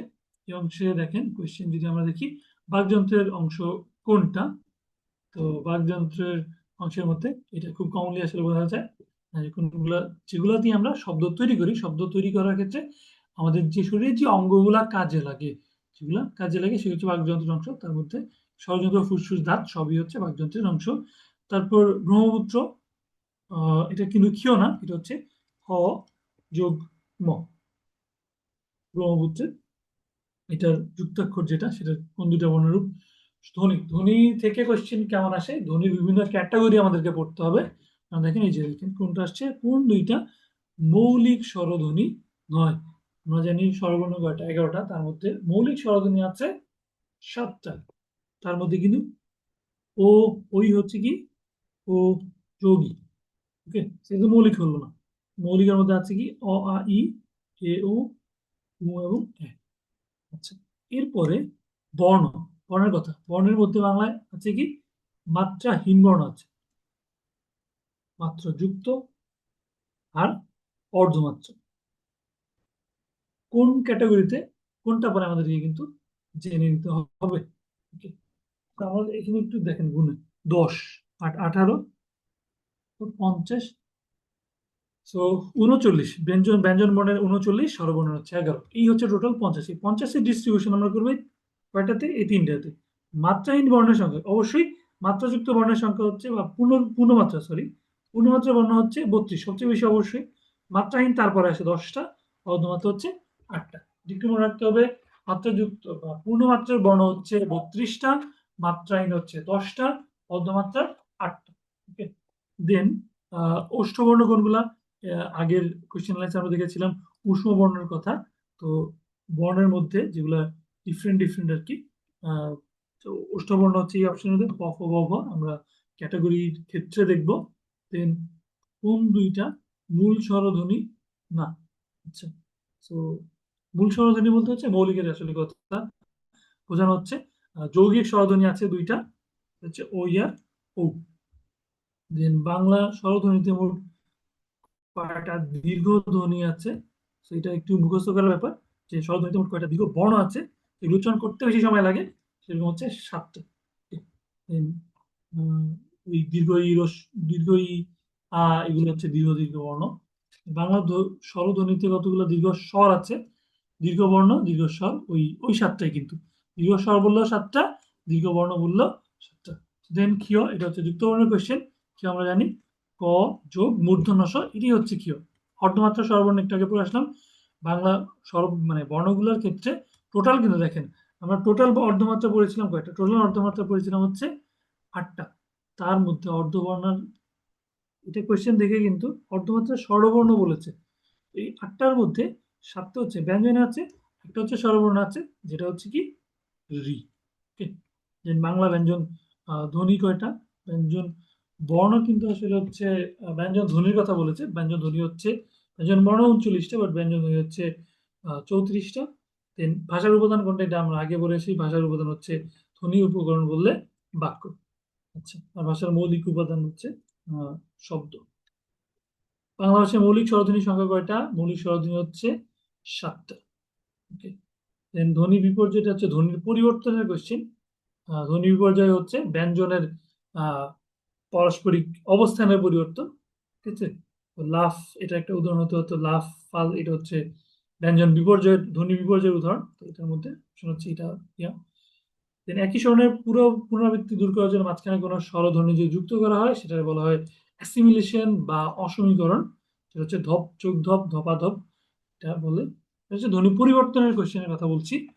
দেন বাংলা স্বরবর্ণের সংখ্যা কয়টা? আমরা জানি 11টা। মহাপ্রাণ বর্ণ, সেগুলো একটু বেশি ব্রেথ দিতে হয়। আমরা এর মধ্যে দেখব যে ব্যঞ্জনগুলোর ক্ষেত্রে আমরা সেগমেন্ট করতে পারি 5টা করে, ক থেকে উ, চ থেকে ইয়। তো আমি এখানে একটু বলে দিই যে প্রথম যে দুইটা, প্রথম তো নাসিক বর্ণ হচ্ছে এগুলো। 5 নাম্বারটা সবই নাসিক বর্ণ হবে, উ, ইয়, মূর্ধন্য, দন্তন্য, ম, নাসিক বর্ণ, এগুলো বাদ। আমরা চিন্তা করবো 4টা নিয়ে, যখন অঘোষ, ঘোষ, অল্পপ্রাণ, মহাপ্রাণ। অল্পপ্রাণ মহাপ্রাণ হচ্ছে একসাথে, অল্পপ্রাণ মহাপ্রাণ একসাথে, অঘোষ আর ঘোষ হচ্ছে একসাথে।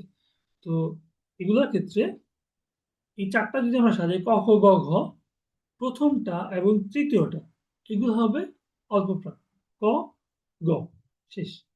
বাট খ বা ঘ বলার সময় কিন্তু আমাদেরকে চাপ দিতে হয়। এগুলো হচ্ছে কি মানে বাতাস বেশি বের হয়। তো এগুলো হচ্ছে মহাপ্রাণ। মহাপ্রাণ হচ্ছে কি 2 আর 4, এগুলো মহাপ্রাণ। মহাপ্রাণ হচ্ছে, মানে আমি যদি পাঁচটা পাঁচটা করে সাজাই, তার মধ্যে নাসিকা বর্ণে চলে যাবে 5 নাম্বারটা, থাকবে 4টা। তার মধ্যে 2 এবং 4 এটা হচ্ছে মহাপ্রাণ। অল্পপ্রাণ হচ্ছে বিজোড় পদ, 1 আর 3। আচ্ছা, এটা গেলে অল্পপ্রাণ মহাপ্রাণের ব্যাপার। অঘোষ আর ঘোষ। অঘোষ আর ঘোষের ক্ষেত্রে ঝামেলা একটু কম। অঘোষের ক্ষেত্রে প্রথম 2টা সেটা অঘোষ, পরের 2টা 3 আর 4 সেগুলো হচ্ছে ঘোষ। যেমন আমি যদি খ কে ধরি, খ কি হবে? খ তো হচ্ছে অল্পপ্রাণ মহাপ্রাণের মধ্যে, খ হচ্ছে মহাপ্রাণ। ওকে, প্লাস কত নাম্বার? 2 নাম্বার। এই জন্য সে হচ্ছে অঘোষ মহাপ্রাণ। ওকে, ক থেকে মহা পর্যন্ত যে বর্ণগুলো সেগুলোর একসাথে হচ্ছে স্পর্শধ্বনি বা স্পর্শ বর্ণ বলে। এই তো। এরপরে এটা আমরা একটু আগে দেখে এসেছি, এটা হচ্ছে হ যোগ ম। যুক্ত বর্ণের বিশ্লেষণ আসে, উম, এটা হচ্ছে রিটেনের জন্য। তালব্য বর্ণ যেগুলা আমরা একটা দেখে আসলাম। আহ, স্পর্শ বর্ণ দেখেন, টোটালি স্পর্শ বর্ণ কয়টা? 5টা বর্গের। ওকে, 25টা, ক থেকে শুরু করে মা পর্যন্ত। তো প্রত্যেকটার প্রথমটা নিয়ে দেখেন, ক বর্গীয় হচ্ছে এটা, চ বর্গীয়, মানে 5টা সেগমেন্টের 5টা অক্ষরের বর্ণের মধ্যে প্রথমটা দিয়ে তার বর্গটা নির্দেশিত হয়। তাহলে ক বর্গীয় হলো, চ বর্গীয় হলো, ট বর্গীয় হলো, ত বর্গের প বর্গীয়। ওকে, ফাইন। সবগুলা বর্গ মিলে স্পর্শ বর্ণ শেষ। এখন বিভিন্ন বর্গের বর্ণ বিভিন্ন উচ্চারণ স্থান অনুসারে তাদেরকে আলাদা আলাদা করা হয়েছে। যেমন এই যে ক খ গ ঘ ঙ, এগুলোর উচ্চারণ স্থান হচ্ছে কণ্ঠ, তাহলে এটা কণ্ঠবর্ণ হবে। চ ছ জ ঝ ইয়, এগুলা তালব্য বর্ণ। সিমিলারলি ট বর্গীয় যেগুলা সেগুলো মূর্ধন্য, ত বর্ণীয় যেগুলা দন্ত, আর প বর্গীয় হচ্ছে অ ফ ব ভ, এগুলো হচ্ছে ওষ্ঠ। একটু কষ্ট করে এগুলো মনে রাখতে হবে, কারণ কোশ্চেন কিন্তু আসে। ওষ্ঠবর্ণ মানে 4টা বর্গ ধরেন দিয়ে দিবে, বলবে যে ওষ্ঠবর্ণ কোনগুলো। জাস্ট ক দিয়ে মনে রাখবেন, ক দিয়ে কণ্ঠ, ত চ তালব্য, ততে মূর্ধন্য, ততে দন্ত। মানে ত বলতে গেলেই কিন্তু আসলে বোঝা যায় ত, যে দাঁত ইউজ করলাম। তারপরে ট আর চ, চ আর ট তালব্য আর মূর্ধন্য মনে রাখতে হবে। প, ত, তটা দন্ত বোঝা যায়, পটাও হচ্ছে যে ওষ্ঠ, এটা বোঝা যায়। মানে প বলতে নিলেই কিন্তু আইডিয়া হয় যেটা হচ্ছে ওষ্ঠবর্ণ। ওকে, দেন অর্ধমাত্রার বর্ণের কথা আমরা বলে এসেছিলাম। অর্ধমাত্রার বর্ণ হচ্ছে সবচেয়ে কম, যেটা কিনা 8টা। উষ্ণবর্ণ কোনগুলা? উষ্ণবর্ণ হচ্ছে যেগুলো ঘোষ মহাপ্রাণ 4টা, স স স হ। দেন রি হচ্ছে স্বরবর্ণের মধ্যে। আর বাংলা বর্ণমালায় মাত্রাহীন ব্যঞ্জন বর্ণ। মাত্রাহীন ব্যঞ্জন বর্ণ হচ্ছে, দেখেন একটু ভালো করে খেয়াল করবেন, প্রশ্নটা কি মাত্রাহীন বর্ণ বলেছে। মাত্রাহীন বর্ণ হচ্ছে 8টা, তার মধ্যে এ এবং ওই, এইগুলো তো স্বরবর্ণ। বাকি যে 6টা, বাকি 6টা হচ্ছে কোথায়? বাকি 6টা হচ্ছে হ্যাঁ, ব্যঞ্জন বর্ণের মধ্যে। ওকে, ভাইয়া হচ্ছে এই যে একটা প্রশ্ন দেখালেন না ওপেন হিতি না কি যেন, ওরকম ওই কোশ্চেনটা একটু যদি ব্যাখ্যা করতেন ভালো হইতো। আচ্ছা, ওই ধ্বনিবর্ণনটা উপরের। আমাদের আসবে, হ্যাঁ, ধ্বনিবর্তন সেগমেন্টের মধ্যে আছে, ধ্বনিবর্তন দেখাবো। ওকে, আমি এখানে আচ্ছা একটু ঠিক আছে বললাম। ভাইয়া। ওকে, এখানে হচ্ছে মাত্রাহীন, মাত্রাহীন হচ্ছে 8টা না কিন্তু, সরি, মাত্রাহীন হচ্ছে 10টা। মাত্রাহীন হচ্ছে 10টা, তার মধ্যে এ ওই ও ও, এগুলো হচ্ছে স্বরবর্ণের মধ্যে, এগুলো স্বরবর্ণের মধ্যে। বাকি যে 6টা, বাকি যে 6টা সেগুলো হচ্ছে ব্যঞ্জনবর্ণের মধ্যে। সেই জন্য ভালো করে কোশ্চেনে খেয়াল করবেন, কোশ্চেনে কি জিজ্ঞেস করেছে, মাত্রাহীন বর্ণ নাকি মাত্রাহীন ব্যঞ্জন বর্ণ। মাত্রাহীন বর্ণ বললে 10টা, মাত্রাহীন ব্যঞ্জন বর্ণ বললে 6টা, মাত্রাহীন স্বরবর্ণ বললে 4টা। ওকে, তো এখানে এই টেবিলটা আসলে করা আছে। মাত্রাহীন স্বরবর্ণ 4টা, ব্যঞ্জন বর্ণ 6টা। অর্ধমাত্রার ক্ষেত্রে শুধুমাত্র রি হচ্ছে স্বরবর্ণের মধ্যে আছে, বাকি 7টা ব্যঞ্জন বর্ণে। মাত্রা সহবর্ণের ক্ষেত্রে বাকি যে 6টা থাকলো, যে 4 আর 1 5 তো চলে গেল, বাকি যে 6টা থাকলো সেটা হচ্ছে স্বরবর্ণের 6টা এবং ব্যঞ্জন বর্ণের 26টা। এই টেবিলটা কিন্তু খুবই খুবই খুবই ইম্পর্টেন্ট, খুবই ইম্পর্টেন্ট। এগুলা হচ্ছে প্রিভিয়াস কোয়েশ্চেন। আমাদের আলোচনা আমরা এখান থেকে দেখবো একটু।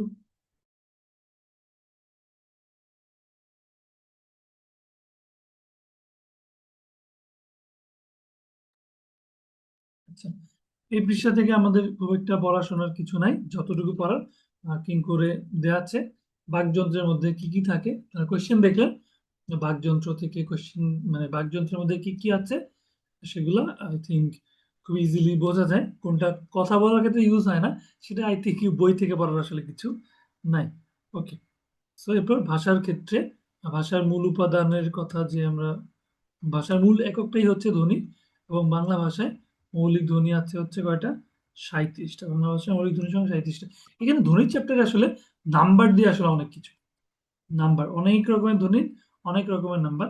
এই যে আমরা ইয়াটা পড়লাম, টেবিলটা পড়লাম, টেবিলটা এখানে আছে অলরেডি অনেকগুলো নাম্বার, কিন্তু আমরা কোয়েশ্চেন অ্যানালাইসিস করতে গিয়ে দেখেছি। তো বাংলা ভাষার ক্ষেত্রে ধ্বনি চ্যাপ্টারের কোয়েশ্চেন আসলে একটু ঠান্ডা মাথায় আনসার করতে হবে। অনেকগুলো নাম্বারগুলো আলাদা আলাদা ভাবে ব্রেনে স্টোর করতে হবে। আচ্ছা, এবার আমরা এই যে ভাষার মূল উপাদান ইয়ার ক্ষেত্রে কিছু জিনিস আমরা যে পড়ে আসলাম সেগুলো একটা সামারি এখানে আছে। যে সেখান থেকে বাংলা ভাষার মূল উপকরণ, এইটা কোশ্চেনে সবচেয়ে বেশি আসে। বাংলা বাক্যের মূল উপাদান, বাক্যের ক্ষুদ্রতম একক, এগুলো হচ্ছে এটা। Then ভাষার ক্ষুদ্রতম একক, এইটা ইম্পর্টেন্ট। ভাষার ক্ষুদ্রতম একক হচ্ছে ধ্বনি, আর শব্দের ক্ষুদ্রতম অংশ হচ্ছে বর্ণ। অপশনে যদি ধ্বনি থাকে দ্যাটস দ্য বেটার ওয়ান। আর হচ্ছে রূপমূল, ভাষার অর্থযুক্ত ক্ষুদ্রতম একক হচ্ছে রূপমূল। আর ভাষার ইট হচ্ছে বর্ণ। তো মাত্রার উপর ডিপেন্ড করে যে টেবিলটা একটু মনে রাখবেন। এবার আসি আমরা হচ্ছে কিছু নাম্বার নিয়ে। ওকে, একটু শুরু করি। বাংলা ক্ষেত্রে বাংলা বর্ণ মোট ব্যঞ্জন বর্ণ 39টা, স্বরবর্ণ 11টা, কোনো সমস্যা নেই। 39 + 11, এগুলারই এবার এবার আমরা বিভিন্ন ভাগে ভাগে ভাঙবো আর কি। আচ্ছা, যেমন স্বরধ্বনিতে হচ্ছে স্বরবর্ণ তো আমরা বললাম 11টা। স্বরধ্বনির ক্ষেত্রে মৌলিক স্বরধ্বনি হচ্ছে 7টা, এগুলো। আর এই যে যে স্বরধ্বনি, সেটা ওই যে ধ্বনিতত্ত্বের একটা বই দেখালাম, ওইটা ডক্টর মোহাম্মদ আব্দুল হাইয়ের বই। তো উনি হচ্ছে এই ধ্বনিটা প্রতিষ্ঠা করেছেন। ওকে, এরপরে দেখেন যৌগিক স্বরধ্বনির ক্ষেত্রে বাংলা ভাষায়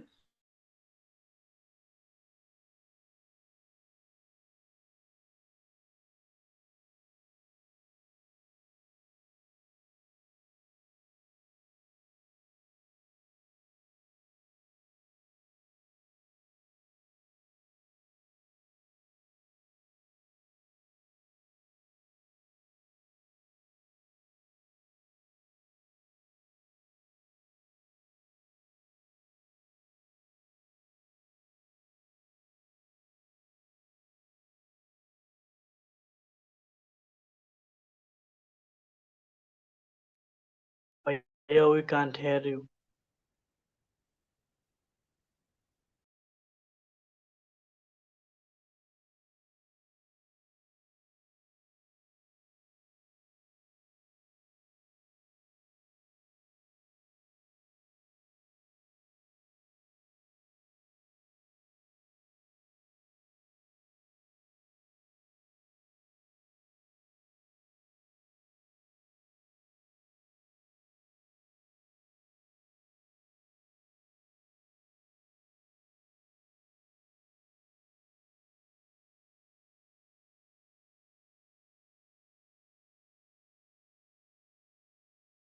আমার কথা কি শোনা যাচ্ছে?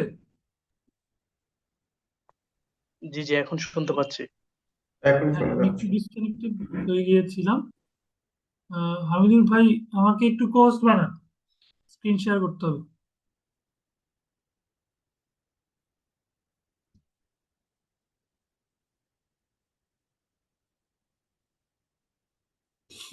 ওকে, ইউ আর ব্যাক। আমরা যেটা দেখছিলাম যে মৌলিক স্বরধ্বনি হচ্ছে 7টা এবং যৌগিক স্বরধ্বনি 25টা। তার সাথে সাথে মৌলিক স্বরধ্বনি যতগুলা, প্রত্যেকটার উপর ওগুলোর কিন্তু অনুনাসিক স্বরধ্বনি তৈরি করা যায়। তো মৌলিক স্বরধ্বনির সাথে 7টা, অনুনাসিক স্বরধ্বনিও কিন্তু 7টে। আচ্ছা, এরপরে আমরা আসি হচ্ছে বিস্বরধ্বনি। ওকে, এগুলো দরকার নেই। তার মধ্যে আমাদের ইনফরমেশন দরকার যে বাংলা বর্ণমালায় যৌগিক স্বরযুগক বর্ণ হচ্ছে 2টা, ওই এবং ঔ। ওকে, ওই এবং ঔ, এগুলো কিন্তু যৌগিক স্বরধ্বনি না, এগুলো হচ্ছে যৌগিক স্বরজ্ঞাপক বর্ণ, স্বরবর্ণের মধ্যে আছে। তবে যৌগিক স্বরধ্বনি কিন্তু 25টা। এরপর এখানে একটা টেবিল আছে, এই টেবিলটা একটু টেবিলের মধ্যে আমি দেখিয়ে দিই। জীবের উচ্চতার ঠোঁটের উন্মুক্তির উপর ডিপেন্ড করে স্বরধ্বনিগুলোকে সাজানো হয়। এটা একটু কঠিন একটা একটু টেবিল। এর মধ্যে আমি একটু কিছু জিনিস মার্ক করে দিবি। আয়ের কথা একটু মনে রাখবেন।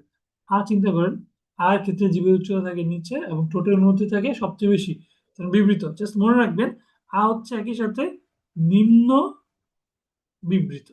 ওকে, জীবের উচ্চতা নিম্নে থাকে আর হচ্ছে এটা বিবৃত। আয়ের কথা জাস্ট মনে রাখবেন, মধ্য বিবৃত আর কি। নিম্ন বিবৃত আর হচ্ছে মধ্য। এটার মধ্যে বাকি জিনিস খুব একটা ইম্পর্টেন্ট না, মানে আমাদের ইঞ্জিনিয়ারিং ইয়ার জন্য, চাকরির জন্য। তো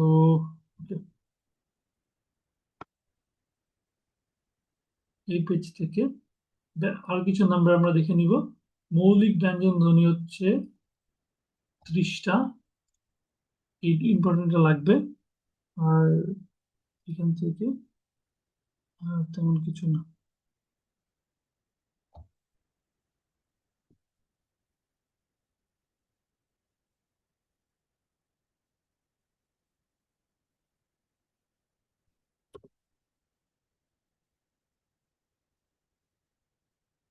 আচ্ছা, এখান থেকে আমাদের কিছু পড়াশোনা আছে, আহ, মানে ইয়ার উপর ডিপেন্ড করে, মানে উচ্চারণের স্থানের উপর ডিপেন্ড করে কতগুলো আছে। তো আপনাদেরকে আমি দেখিয়েছিলাম ওই যে 5 ক্যাটাগরি আর কি, বর্গের উপর ভিত্তি করে। সেটা হচ্ছে ক বর্গীয়। এখানে একটু মনে আছে কিনা, ক বর্গীয় এটা কেমন ব্যঞ্জন ছিল? ক বর্গীয়, চ বর্গীয়, আমি একটু রিভিশন করি। ক বর্গীয়, চ বর্গীয়, ট বর্গীয়, ছিল ত বর্গীয়, একটা হচ্ছে ক বর্গীয় ছিল। ক বর্গীয় যেটা, সেটা ছিল কণ্ঠ ব্যঞ্জন। ঠিক আছে? চ বর্গীয় যেটা, সেটা তালব্য ব্যঞ্জন। আর ট বর্গীয় মূর্ধন্য ব্যঞ্জন। ত বর্গীয় দন্ত ব্যঞ্জন। প বর্গীয় ছিল, একজন আমাকে বলেন, প বর্গীয়টা কেমন ব্যঞ্জন ছিল 5টা ক্যাটাগরির মধ্যে? ওষ্ঠ। বুঝত? স্পষ্ট উচ্চারণ করতে গেলেই বোঝা যায়। সেই এই বর্গগুলাকে যে ক্যাটাগরি করা কিন্তু খুবই জরুরি। ওকে, এটা হচ্ছে এই যে বিভাজনটা, এই বিভাজনটা উচ্চারণ স্থান অনুযায়ী, উচ্চারণের স্থান কোনটা সেটা অনুযায়ী। এরপরে দেখেন, এটা হচ্ছে এই যে একটু খেয়াল করেন, জাস্ট 5টা কিন্তু আমাদের হয়ে গেল। উচ্চারণের প্রকৃতি অনুযায়ী আবার কিন্তু ব্যঞ্জন আছে। ওকে, উচ্চারণের প্রকৃতি অনুযায়ী দেখেন, স্পৃষ্ট ব্যঞ্জন, দেন নাসিক্য ব্যঞ্জন, উষ্ণ ব্যঞ্জন, এগুলো আমাদের জন্য আবার একটু ইম্পর্টেন্ট। আমি একটু বলে দিচ্ছি। নাসিক্য ব্যঞ্জনের ক্ষেত্রে এই ম, ন, উষ্ণ ব্যঞ্জনের জন্য এই স, স, হ, এগুলো হচ্ছে আমাদের উষ্ণ ব্যঞ্জন। ওকে, পার্শ্ব ব্যঞ্জনের ক্ষেত্রে জাস্ট ল, পার্শ্বিক ব্যঞ্জনের ক্ষেত্রে শুধু ল, আর কম্পিত ব্যঞ্জনের ক্ষেত্রে র। তাড়িত ব্যঞ্জন, এই ক্যাটাগরিগুলো একটু লেস ইম্পর্টেন্ট, আমি জাস্ট আপনাদেরকে মেনশন করে দিয়ে যাচ্ছি। ওকে, উষ্ণটা জাস্ট লাগবে, স, স, হ, উষ্ণ ব্যঞ্জন গুলো লাগবে। আর হচ্ছে আহ ঘোষ অঘোষের কথা কিন্তু আপনাদেরকে আমি বুঝিয়ে দিয়েছি, যে ধ্বনির কম্পন মাত্রা অনুযায়ী ঘোষ আর অঘোষ হয়। আর ধ্বনির ক্ষেত্রে বায়ুর যে প্রবাহ, যেখানে বাতাসের চাপের স্বল্পতা থাকে ওইটা হচ্ছে অল্প প্রাণ, আর বাতাসের চাপের সেখানে যেখানে বেশি থাকে সেটা হচ্ছে মহাপ্রাণ। জাস্ট ক আর ক্ষয়ের উচ্চারণ করলে বোঝা যায়, গ আর ঘয়ের উচ্চারণ করলে বোঝা যায়।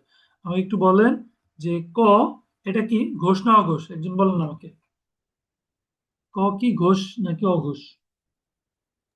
অঘোষ। অঘোষ। আর জানি প্রথম যে দুইটা, মানে একটা বর্গের মধ্যে যে আমরা ক বর্গীয় দেখলাম, ও বাদে যে 4টা, তার মধ্যে প্রথম দুইটা সেগুলো হচ্ছে অঘোষ। প্রথম দুইটা অঘোষ, এটা অঘোষ, এটাও অঘোষ। কিন্তু খ আর ঘ, তারা কি মহাপ্রাণ নাকি অল্প প্রাণ? 2 আর 4, মহাপ্রাণ নাকি অল্প প্রাণ? মহাপ্রাণ। মহাপ্রাণ। 2 আর 4 এগুলো ছিল মহাপ্রাণ। সো এখানে এই টেবিলটা আরেকবার একটু দেখে নেবেন। অল্প প্রাণ মহাপ্রাণের মধ্যে দেখেন, এই 2 আর 4 হচ্ছে মহাপ্রাণ, 1 আর 3 অল্প প্রাণ। আর অঘোষের জন্য প্রথম দুইটা অঘোষ, পরের দুইটা হচ্ছে ঘোষ, আর বাকি যেগুলো এগুলো হচ্ছে নাসিক্য ব্যঞ্জন। ওকে, সো আমরা একটু আরেকটু রিক্যাপ করি। যে কার বর্ণ কোনগুলা, সেগুলো হচ্ছে যে স্বরবর্ণ যে আ, তার সংক্ষিপ্ত রূপ হচ্ছে কার। যেমন ক এর মধ্যে আকার দিয়ে কার। তো স্বরবর্ণের সংক্ষিপ্ত রূপ হচ্ছে কার। এরকম কার আছে কয়টা? তো স্বরবর্ণের 10টা। কার বর্ণ হচ্ছে 10টা। আর ব্যঞ্জন বর্ণের বিকল্প রূপ, এটা ইম্পর্টেন্ট আছে। ব্যঞ্জন বর্ণের বিকল্প রূপ নাম হচ্ছে আহ ইয়া অনুবর্ণ। যেমন জ যেটা, তার হচ্ছে, যেমন আমি যদি নাসিক্য লিখি, সেটা অন্তস্থ জয়ের হচ্ছে ফলা, তার সংক্ষিপ্ত রূপ। এটা এই যে জফলা, এটা অনুবর্ণের মধ্যে রয়েছে, ফলা আছে। যেমন আমরা র, সেটাকে আমরা রেফ হিসেবে ইউজ করি, কিন্তু তর্ক যদি আমি লিখি, এটা হচ্ছে র এর বিকল্প রূপ, যেটা কিনা রেফ। আর হচ্ছে বর্ণ সংক্ষেপ। ব্যঞ্জন বর্ণের বিকল্প রূপ হচ্ছে অনুবর্ণ, কার বর্ণ আছে 10টা। এরপরে ফলা আছে কয়টা? ফলা হচ্ছে 7টা। ফলা 7টা। আর রেফ তো নিজেই রেফ। আর বর্ণরেখের ক্ষেত্রে, সংক্ষেপের ক্ষেত্রে, যেমন আমি যদি ইয়ার মধ্যে যুক্ত বর্ণের ক্ষেত্রে লিখি, ম আর প শর্ট করে কিন্তু আমরা লিখি কম্পমান। এই যে ম, এটা কিন্তু বর্ণ সংক্ষেপ হল। আচ্ছা, সংখ্যা বর্ণ কয়টা? অবশ্যই 10টা সংখ্যা, 10টা সংখ্যা বর্ণ। অন্তঃস্থ ধ্বনি হচ্ছে জ, র, ল, ব। পরশ্রী ধ্বনি 3টা। পরশ্রী ধ্বনি 3টা। Then হচ্ছে পরশ্রী বর্ণ, যেখানে একটা রিক্যাপ করা আছে। পরশ্রী বর্ণ হচ্ছে 3টা, পার্শ্বিক বর্ণ 1টা, অন্তঃস্থ বর্ণ এই 4টা, নাসিক ধ্বনি 3টা। এই উষ্ম ধ্বনি ইম্পর্টেন্ট, তালজাত বর্ণ ইম্পর্টেন্ট, কম্পনজাত বর্ণ ইম্পর্টেন্ট, এই পার্শ্বিক বর্ণটা ইম্পর্টেন্ট। এই মার্কিং আমি করে দিলাম। পরশ্রী বর্ণ 3টা, পার্শ্বিক বর্ণ 1টা, উষ্ম ধ্বনি 3টা, স স স স স হ, তালজাত বর্ণ 2টা, আর হচ্ছে কম্পোজাত বর্ণ হচ্ছে 1টা। বিশেষ করে এই ল আর র একটু মনে রাখবেন। পার্শ্বিক বর্ণ, ল হচ্ছে পার্শ্বিক বর্ণ, আর র হচ্ছে কম্পনজাত বর্ণ। ওকে, সো এই হচ্ছে আমাদের ক্যাটাগরি। যুক্ত বর্ণের ক্ষেত্রে কিছু কোয়েশ্চেন আসে। যুক্ত বর্ণের ক্ষেত্রে কোনটা সবচেয়ে বেশি আসে? সবচেয়ে বেশি আসে হচ্ছে হ যোগ যে ম আছে, ওই পার্টটা আর কি সবচেয়ে বেশি আসে। এগুলা এই যেটা অযোগ ন। এইখান থেকে বাকিগুলা নিয়ে আমাদের একটা প্রবলেম হওয়ার কথা না।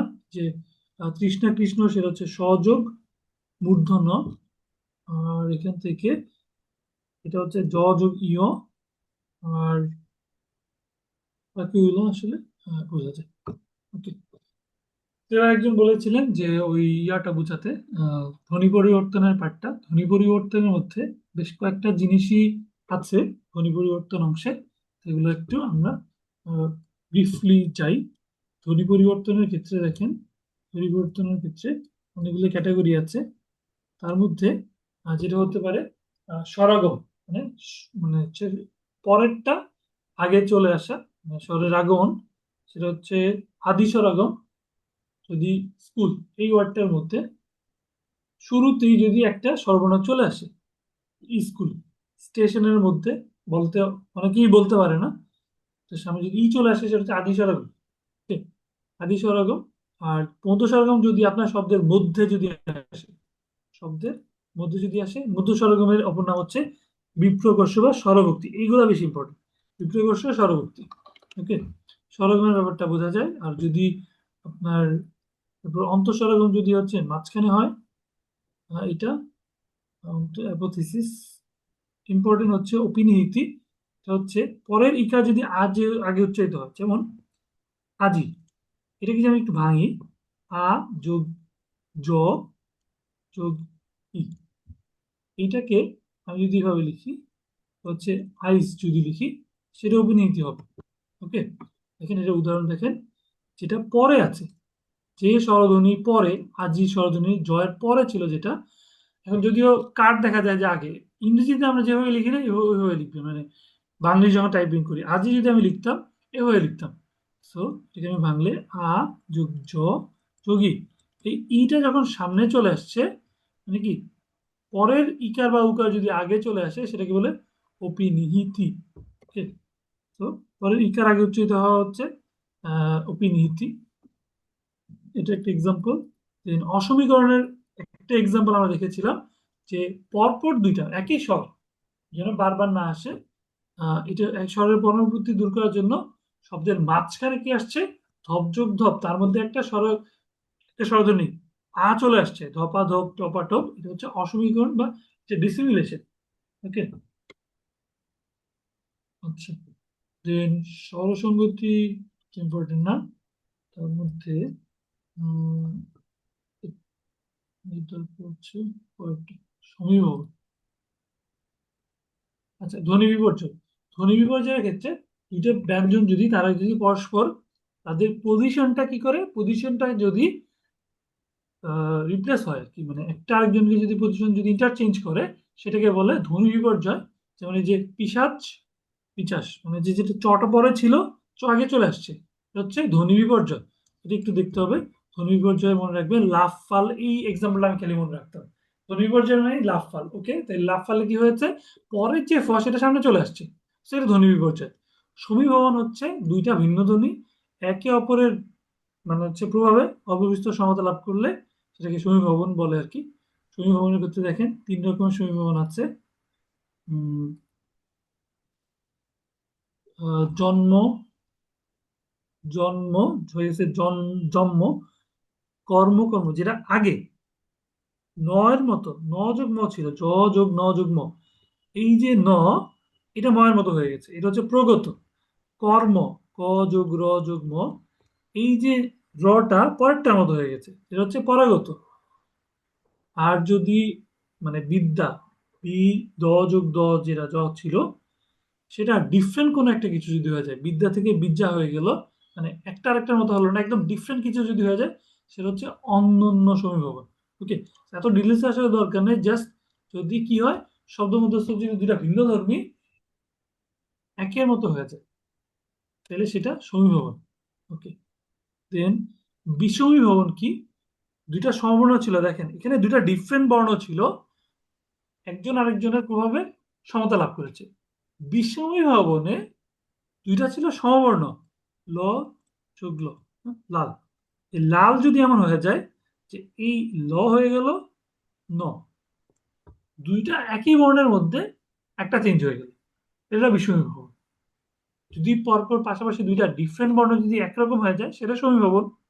আর যদি সমবর্ণই পরিবর্তন হয়ে যায়, সেটা হয়ে যায় বিষমীভবন। ওকে, আর যেটা যদি লাফ যদি ফাল হয়ে যায়, লাফ যদি ফাল হয়ে যায়, এটা কিন্তু কোনো চেঞ্জ হয় না, জাস্ট পজিশন ইন্টারচেঞ্জ। সেটা হচ্ছে কি, এটা বলেন তো কি, লাফ ফাল কিসের উদাহরণ? লাল লাল তো বিষমীভবন হলো, রিক্যাপ করি, লাফ ধ্বনি ফাল এটা কিসের বিপর্যয়। কারণ? ধ্বনি বিপর্যয়, লাফ হয়ে গেছে ফাল, এটা হচ্ছে ধ্বনি বিপর্যয়। আচ্ছা, দেন ব্যঞ্জন বিকৃতি। ব্যঞ্জন বিকৃতি ইম্পর্টেন্ট আছে, শব্দের মধ্যে কোনো কোনো সময় যদি ব্যঞ্জন পরিবর্তে নতুন ব্যঞ্জন ধ্বনি চলে আসে, কপাট কবাট, থো পা ব হয়ে গেল প, হচ্ছে ধ্বনি ব্যঞ্জন বিকৃতি।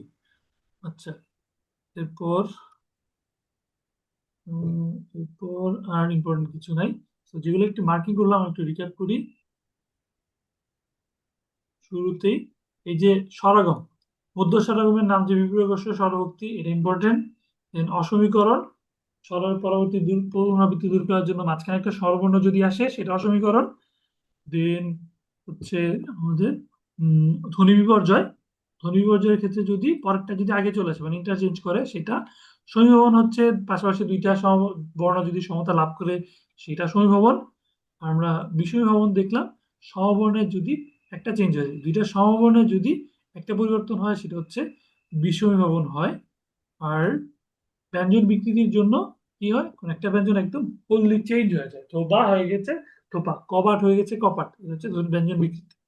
এটা হচ্ছে ধ্বনি বিপর্যয় থেকে ইম্পর্টেন্ট যে পার্টগুলো আসে, ইউজুয়ালি কোশ্চেন আসে, সেগুলো আমি দেখালাম। ওকে, এই হচ্ছে আমাদের এই পর্যন্ত আলোচনার বিষয়। এটা আমাদের আজকের লাস্ট টপিক হচ্ছে বানান শুদ্ধি। ওকে, অনেক অনেক বানান, অনেক অনেক বানান দেখতে হয় আমাদেরকে।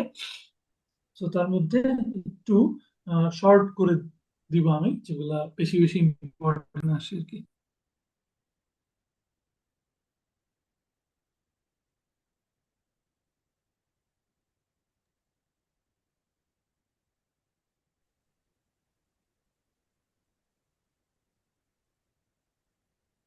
তো বাংলার ক্ষেত্রে আমি প্রিভিয়াস কোশ্চেন গুলো আর এখানে অ্যানালাইসিস করছি না, সরাসরি আমি আমাদের আলোচনায় চলে যাই। যে বানানের জন্য নত্যবিধান সত্যবিধান কিন্তু আমাদের জন্য ইম্পর্টেন্ট, মানে বানানের ভুল কিন্তু এই পার্ট থেকে আসলে হয়। তো নত্যবিধান সত্যবিধানের ক্ষেত্রে কিছু ইম্পর্টেন্ট যে নিয়ম যেগুলো আমরা একটু মাথায় রাখবো অবশ্যই, বানান শুদ্ধি মানে বানান খেয়াল, বানানের ভুল আইডেন্টিফাই করার সময় নত্যবিধানের কিছু নিয়ম আর সত্যবিধানের কিছু নিয়ম যদি আমরা একটু মাথায় রাখি, তাহলে শুদ্ধ বানান আইডেন্টিফাই করাটা খুবই ইজি। যেমন অনেক ইম্পর্টেন্ট একটা নিয়ম হচ্ছে ট বর্গীয় ধ্বনি। আমরা জানি যে এই ট বর্গীয় ধ্বনির আগে দন্ত ন যুক্ত যদি ব্যঞ্জন গঠিত হয়, তাহলে সেটা কি হবে? সেটা হচ্ছে মূর্ধন্য ণ হবে। ওকে, সেই যে ঘন্টা, কাণ্ড, কণ্টক, এটা নিয়ে আপনি একটু খেয়াল রাখবেন যে এই নিয়মটা কিন্তু আসলে কিছু জন্য খাটবে না। এই যে নত্যবিধান, সেটা কিন্তু বাংলা সব শব্দের জন্য না, নত্যবিধান কাজদের জন্য শুধুমাত্র তৎসম শব্দের জন্য। বিদেশি শব্দ কিন্তু নত্যবিধান খাটানো যায় না। ওকে, বিদেশি শব্দে পাঠানো যায় না। যেমন একটা আমি এক্সাম্পল দিই। ফার্স্ট অফ অল, এই টবর্গীয় ধ্বনির সাথে দন্তন্য ব্যবহৃত না হয় মূর্ধন্য ব্যবহৃত হবে। ওকে ফাইন, ঘন্টা, ঘন্টিকা, নির্ঘণ্ট দিলাম। কিন্তু যদি আমি শব্দটা হয় ঠান্ডা, তাহলে আমি যদি দন্ত ন দিয়ে লিখি, এটা কিন্তু ভুল না। কারণ কি, ঠান্ডা হচ্ছে একটা বিদেশি শব্দ, ওর ক্ষেত্রে নত্যবিধান কাজে লাগে না। ওকে, সো এই নিয়মটাই কিন্তু নত্যবিধান কাদের জন্য প্রযোজ্য, ভালো করে খেয়াল রাখেন। বিধান সত্যবিধান স্ট্রিক্টলি তৎসম শব্দের জন্য প্রযোজ্য।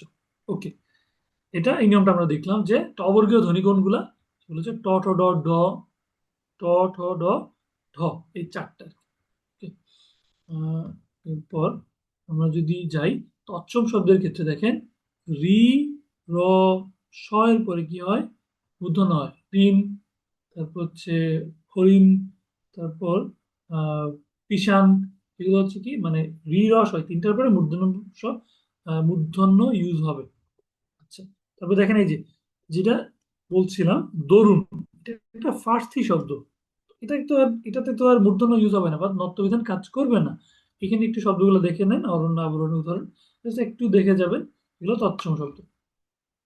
আচ্ছা, ওকে, তারপর তারপর ইম্পর্টেন্ট নিয়ম হচ্ছে এটা যে প্র, পরি, নির, এগুলো হচ্ছে উপসর্গ। এই তিনটে উপসর্গের পরে নত্যবিধি অনুসারে মূর্ধন্য হয়।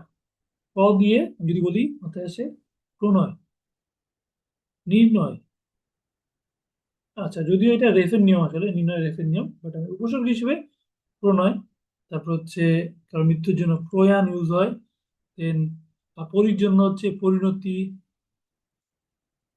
এটা মূর্ধন্য ইউজ হয়। তারপরে যে নির্ণয়ের কথা বললাম, নির্ণয়, এগুলো। আচ্ছা, এরপরে সে হচ্ছে সমাসবদ্ধ শব্দ। খেয়াল করেন, কোন শব্দ যদি দেখেন যে সমাসবদ্ধ শব্দ, সেখানে কিন্তু নত্যবিধান কাটবে না। অগ্রনায়ক, হরনিশ, এগুলো সমাসবদ্ধ শব্দ। তবর্গীয় বর্ণের সাথে দন্ত ন ইউজ হয়। এরপর যেটা বলছিলাম যে বাংলা বা দেশি তদ্ভব বিদেশি শব্দের ক্ষেত্রে মূর্ধন্য ব্যবহার হতে পারবে না। ঠিক? আর কিছু একটা এই যে ছড়া আমরা ছোটবেলা থেকে পড়ে আসতাম, যে কিছু শব্দে স্বভাবতই কি হয়, স্বভাবতই মূর্ধন্য ইউজ হয়। ওকে, তো এই যে ছড়াটা সেটা একটু মনে রাখার চেষ্টা করবেন। চাণক্য মানিক্য গণ, বাণিজ্য লবণ মন, এটা মোটামুটি অনেকের আই থিঙ্ক মুখস্থ আছে। এটাতে কি কোনো নিয়ম ছাড়াই স্বভাবতই মূর্ধন্য ইউজ হয়ে থাকে। তো এটা হচ্ছে আমরা একটু দেখবো বানান শুদ্ধির জন্য। আচ্ছা, এবার সত্যবিধান। সত্যবিধানও কিসের জন্য? সেম কথাই প্রযোজ্য, যে এটা তৎসম শব্দের বানানে। আবার বলছি, সত্যবিধান সত্যবিধান শুধুমাত্র তৎসম শব্দের বানানে ইউজ হয় আর কি। এইখান থেকে ইম্পর্টেন্ট কিছু নিয়ম আমি জাস্ট বলে দিচ্ছি। উম,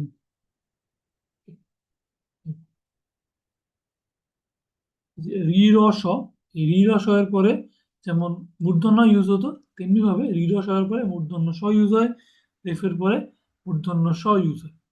আচ্ছা, এরপরে সম্ভাষণ সূচক কিছু শব্দ, এই যে কল্যাণী আসু, কল্যাণী আসু, এগুলোর জন্য সম্ভাষণ সূচক শব্দে একারের পরে মূর্ধন্য স হয়, ফাইন। তবে কিছু স্ত্রীবাচক শব্দের শেষে আকারের পরে দন্ত স ইউজ হয়, এগুলো একটু মনে রাখতে হবে। কল্যাণী আসু, এটা কিন্তু পুরুষবাচক শব্দের জন্য কল্যাণী আসু, এটা হচ্ছে স্ত্রীবাচক। ওকে, তো এই যে এখানে যে ওয়ার্ডগুলো আছে, এগুলো একটু মনে রাখবেন, বানানের ক্ষেত্রে কিন্তু এই নিয়মগুলো এসে থাকে। আচ্ছা। এরপরে 7 নাম্বারটা ট ঠ এর সাথে যুক্ত হলে সবসময় দন্তস্ব না হয় মূর্ধন্য স হবে। এরপরে দেখেন খাঁটি বাংলা বিদেশি শব্দের ক্ষেত্রে মূর্ধন্য ষটা ইউজ হবে না, আর সাত প্রত্যয়ের ক্ষেত্রে মূর্ধন্য ষ ইউজ হবে না। এটা একটু মনে রাখি, সাত প্রত্যয়ের ক্ষেত্রে ইউজ হবে না। আবার এই যে কতগুলো শব্দে যে স্বরবর্তী মূর্ধন্য ষ হয় সেটার ছড়াটা এখানে দেওয়া আছে। ওকে, তো আমরা হচ্ছে সব নত্যবিধান সত্যবিধান দেখলাম, এখান থেকে ইম্পর্টেন্ট যে নিয়মগুলা। এবার আমরা যাব বানান শুদ্ধিকরণের ক্ষেত্রে। বানান শুদ্ধিকরণের ক্ষেত্রে দেখেন ইম্পর্টেন্ট ইনফরমেশন দিয়ে রাখি। বাংলা একাডেমি বাংলা বানানের নিয়ম প্রয়োগ করার জন্য প্রথমবারের মতো 1992 সালে প্রমিত বাংলা বানানের নিয়ম প্রণয়ন করে। তো এই 1992টা খুবই ইম্পর্টেন্ট। আচ্ছা, এরপর আমরা যাই সরাসরি আমি এক্সাম্পলে চলে যাচ্ছি, কোনগুলা বেশি ইম্পর্টেন্ট আর কি।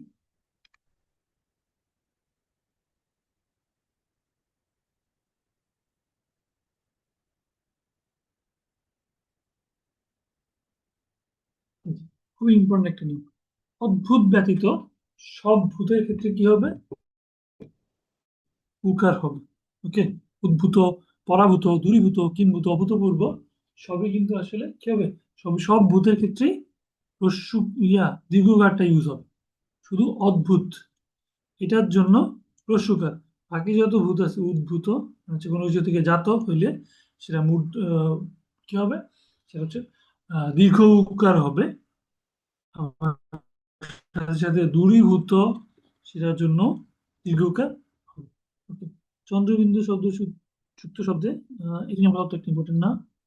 দেন বফলা যুক্ত শব্দ, আচ্ছা বফলার ক্ষেত্রে দেখেন উজ্জ্বল সেটাতে জয় জ ব, প্রতিদ্বন্দ্বী খেয়াল রাখবেন, প্রজ্বলিত ভুল বানানটা কি থাকে জানেন? প্রজ্বলন থাকে, প্রজ্বলিত এরকম থাকে, প্রজ্বলিত কি হয়? করে ফার্স্টে ওকার দেয়, যেটা হবে না।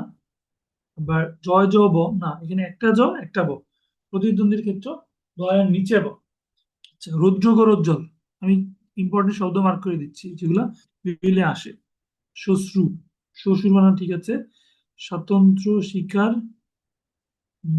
এখানে স্বায়ত্তশাসন, এখানে ভুল ওয়ার্ডটাতে কি করে জানেন? স্বায়ত্তশাসন ওইটাতে ঠিক আছে, তর নিচে বফলা দিয়ে দেয়, স্বায়ত্তশাসন এটা হয়ে যায় ভুল। না, তর নিচে বফলাটা থাকবে না।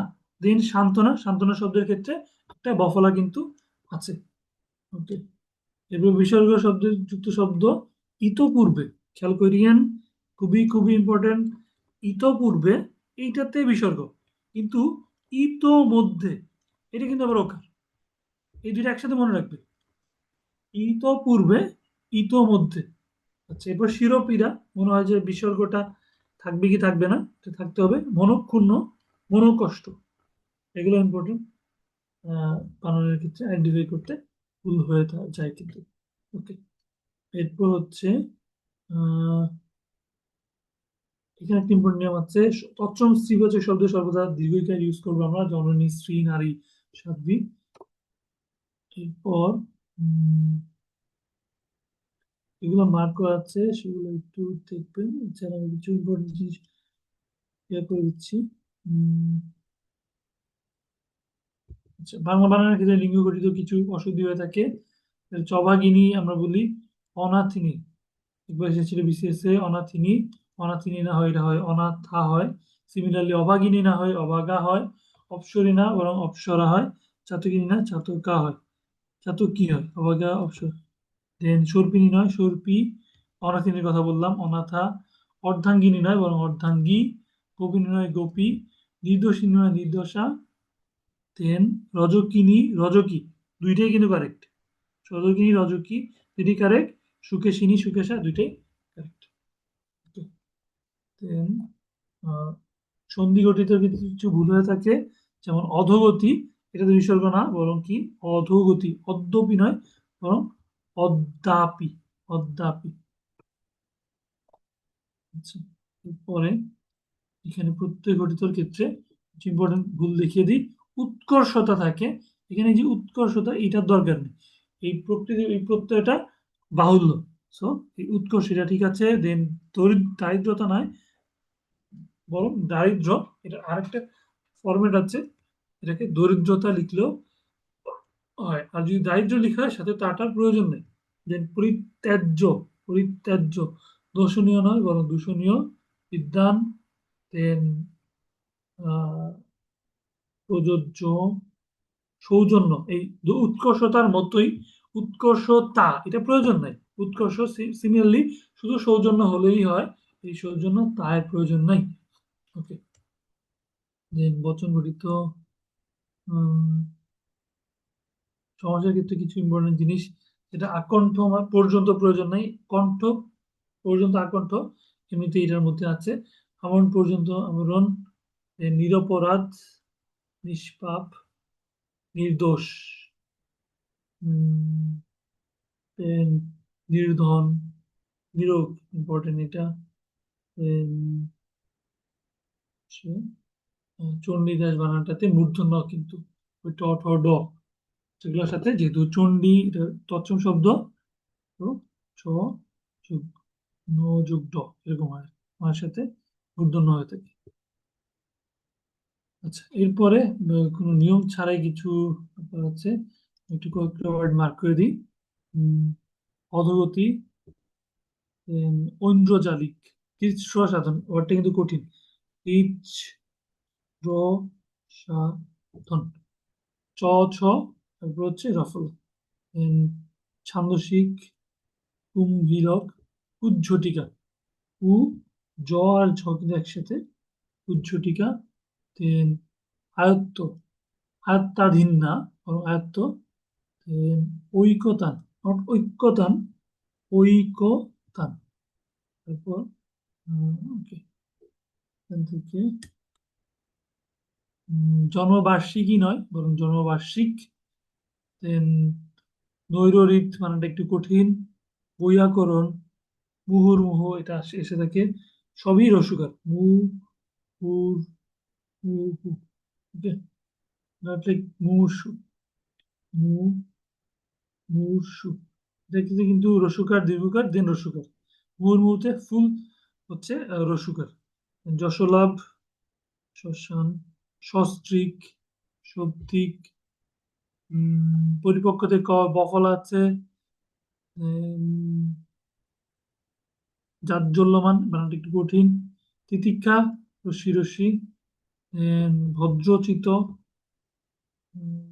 সুবিধীর নয়, এখানে তেমন কঠিন কিছু। সুচিস্মিতা, সত্তা, সত্তার ক্ষেত্রে কিন্তু বফলা কিন্তু নেই, সত্তার ক্ষেত্রে বফলা নেই, সত্তার ক্ষেত্রে বফলা নেই, নর্মাল সত্তা। আর হচ্ছে এই যে সমভিব্যাহার, এটা খুবই বড় একটা কঠিন word। এই হচ্ছে আমাদের বানানের ব্যাপার।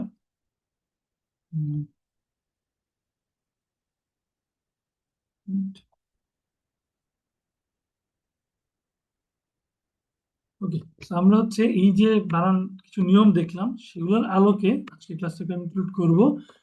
কেমন বানান আসে সেগুলো আমি শুরুতেই অ্যানালাইসিস দেখাইনি, just দেখে নিলাম আমরা বানানগুলো।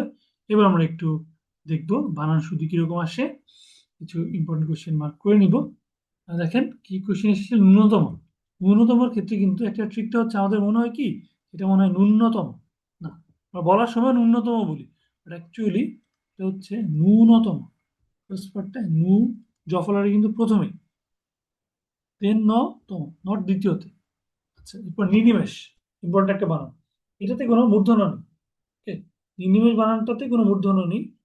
দেন আমি কিছু বানান মাথায় আসছে, পিপিলিকা, কনিনিকা, রস্যই দীর্ঘই রস্যই, কনিনিকার ক্ষেত্রে দীর্ঘই রস্যই, এইভাবে আগে দীর্ঘই পরে রস্যই। দেন নিনিমেষ এরকম। মুহুর্মুহু বানানটা একটু আগে দেখালাম, ফুলটাই কি ফুল হচ্ছে রস্যকার পুরোটাতে। অভ্যন্তরীণ, কোন আভ্যন্তরীণ না, অভ্যন্তরীণ এবং শেষটা হয় মূর্ধন্য দিয়ে। ওকে, ত্রিহায়ন, এটার জন্য ত্রিহায়ন, এটা কি দেখেন, একটা ভুল হয় যে এটা মনে হয় মূর্ধন্য হবে, আসলে জিনিসটা এরকম না। ত্রিহায়ন হচ্ছে একটা সমাসবদ্ধ শব্দ। আমরা পড়েছিলাম যে যেসব শব্দ সমাসবদ্ধ সেগুলোতে নত্ব বিধানের প্রয়োগ হয় না। তো কি হবে, ত্রিয়নের জন্য হবে কি দন্ত নই হবে। আচ্ছা, এরপরে সমীচীন বানানটা আমরা জানি স দুইটাই দীর্ঘই, সমীচীন। আচ্ছা, অতিথি বানান নিয়ে ভুল হয় না। ন্যূনতম আবার জিজ্ঞাসা মানে হচ্ছে, জিজ্ঞাসা বানানটাতে জি রস্যই দীর্ঘই, জিজ্ঞাসা। দেন দূষণের ক্ষেত্রে সেটা হচ্ছে দীর্ঘকার দিয়ে, শুশ্রূষা বানানে প্রথমে রস্যকার, তারপর তারপর দীর্ঘকার শুশ্রূষা বানানে। ত্রিহার বানানটা আমরা দেখলাম। দ্বন্দ্ব বানানটাতে দুইটাতেই কি, দ্বন্দ্ব বানানে দুইটাতেই কিন্তু বফল, দ্বন্দ্ব দুইটাতেই বফল। তো তো আচ্ছা, নিশিথিনী কঠিন একটা বানান, কোন ইয়ার মতো, পিপিলিকার মতো, রশ্মি দীর্ঘই, রশ্মি দীর্ঘই, সুন্দর বানান। মানে হচ্ছে নিশিথিনী, রশ্মি দীর্ঘই, এইভাবে অর্ডার করে তারা মনে রাখবেন। রশ্মি দীর্ঘই, রশ্মি দীর্ঘই। তারপর গীতাঞ্জলির ক্ষেত্রে এটা হচ্ছে কি, বাংলা, এটা আবার নিয়ম আছে, যে বাংলা বানানের ক্ষেত্রে অঞ্জলি প্রত্যয় যুগে যেগুলো হবে সবই শেষ হবে কি দিয়ে, এগুলো হচ্ছে রস্যিকার দিয়ে শেষ হবে, গীতাঞ্জলি। Then উপরোক্ত, এটার জন্য দেখেন, এটা আমরা বাংলা চিঠিতে অনেক বেশি ব্যবহার করি, উপরোক্ত ইউজুয়ালি আমরা ইউজ করি তো, বাট আসলে দেখেন উপরোক্ত সন্ধিবদ্ধ কিন্তু, উপরই যোগ উক্ত, ই যোগ উ, এটা কিন্তু জফলা হয়ে যায়। এটা সরি জফলা না, এটা ই যোগ উ, এটা হচ্ছে রেফ হয়ে যাবে। ওকে, উপরযুক্ত, ভালো করে খেয়াল রাখবেন এটা। আচ্ছা, এরপর বানানের ভুল হচ্ছে ইয়ার জন্য, বানানের ভুল মূর্ধন্য বানান ঠিক আছে, আকাঙ্ক্ষার জন্য এটা উ হবে, নট অনুসার, আকাঙ্ক্ষা। দেন পূর্ণ, এটা কিন্তু বানান, অনুষ্ঠিত দেখানোর মতো, এখানে দেখানোর মতো কিছু নাই। বানানোর ক্ষেত্রে পিপিলিকা বানানটা একটু আগে দেখিয়েছিলাম, অধ্যবসায়, সেটা একটু বলে দিই। অধ্যবসায় যে বানানটা ভালো করে খেয়াল রাখবেন, অধ্যাবসায় নয় কিন্তু অধ্য বসায়। ওকে, সন্ন্যাসী বানানোর ক্ষেত্রে, সন্ন্যাসী বানানোর ক্ষেত্রে সন্ন্যাসী শুধু এটা দিলে হবে না, বরং কি দিতে হবে, নয়নের সাথে জফলাও কিন্তু দিতে হবে। ওকে, এটা বললে ভুল। আচ্ছা, এরপরে বিভীষিকা বানানোর ক্ষেত্রে একই কথা, রস্যই দীর্ঘই, তারপর রস্যই হচ্ছে বিভীষিকা। সৌজন্যর কথা দেখিয়েছিলাম, এই যে এখানে প্রত্যয়জনিত ভুল, সৌজন্যতা, দারিদ্রতা দরকার নেই, শুধু দারিদ্র বা শুধু সৌজন্য। Okay, সপরিবার আমন্ত্রিত, এটা সপরিবার বলতে হচ্ছে সযোগ পরিবার, মানে এটা হচ্ছে একটা উপসর্গ, সপরিবার আমন্ত্রিত, তারপরে আবার সস্ত্রীক এরকম। আচ্ছা, নিরীক্ষণ, রস্যই দীর্ঘ।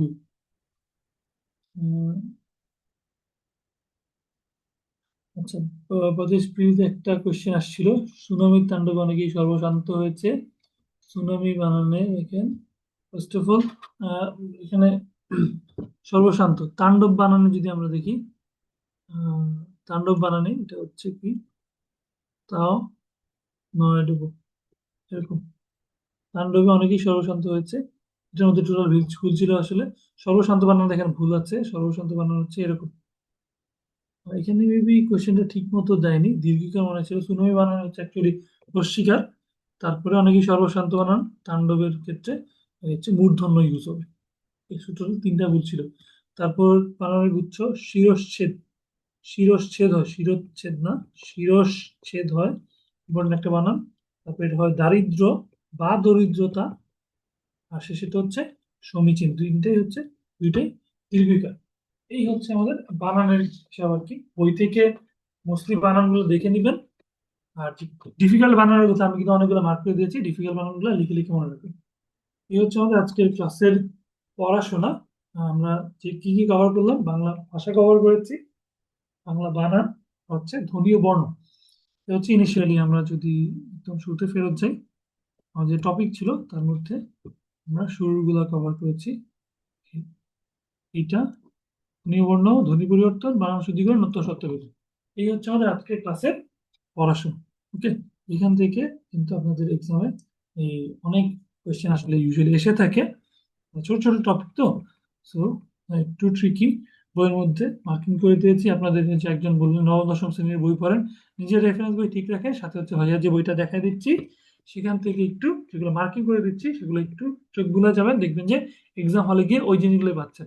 ভাইয়ের কথা আমার কানে বাজবে যে ভাইয়া বলেছিল যে মৌলিক স্বরধ্বনি 7টা, সাথে অনুনাসিক স্বরধ্বনিও 7টা। তখন যখন পারবেন তখন কিন্তু হচ্ছে মনে মনে ধন্যবাদ দিবেন যে বলে দেওয়ার কারণে এটা ভুল হয়নি। সাথে সাথে উষ্ণবর্ণ তারজাত ধ্বনি গুলো যে মেনশন করে দিলাম, একবার একটু লিখে ফেলবেন, দেখবেন জিনিসটা গুছিয়ে গিয়েছে। ওকে, পরীক্ষার আগে জাস্ট ওগুলো রিভিশন দিলেই, মানে বাংলা রিভিশন দিতে গেলে বেশিক্ষণ সময় না লাগে। ওকে, এই হচ্ছে আমাদের আজকের পড়াশোনা। তো কারো কোনো কোয়েশ্চেন থাকলে করতে পারো, দ্য ফ্লোর ইজ ওপেন। ভাই আমার একটা কোশ্চেন ছিল, আজকে পড়া বলো। রিলেটেড না, বাকি এটা একটু বাইরের আর কি। ভাই আপনি তো sure. মোটামুটি দেখলাম অনেক মানে শর্ট করে দিয়েছেন আর কি। এখন যদি ভাই এটা বিসিএস এর জন্য তো আড়াই লেভেলটা করতে হবে তাই না? হ্যাঁ, হ্যাঁ, বিসিএস এ তো হচ্ছে একটু বাংলা কোয়েশ্চেন গুলা একটু কঠিন হয়ে যাচ্ছে গ্রামারের। বিসিএস একটু এলাবোরেট পড়াশোনা করতে হবে, কিন্তু এখানে টেকনিক্যালের জন্য যতটুকু দেখাই দিলাম ততটুকু করলে আসলে হয়ে যাবে ইনশাল্লাহ। ও, ধন্যবাদ ভাই। ওকে, anyone else?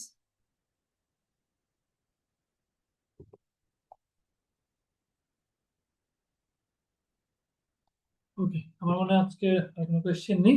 So I think আজকে ক্লাসটা আমরা শেষ করতে পারি। সবাইকে অনেক অনেক ধন্যবাদ। পরবর্তী নন টেকের ক্লাসে দেখা হবে। আল্লাহ হাফিজ।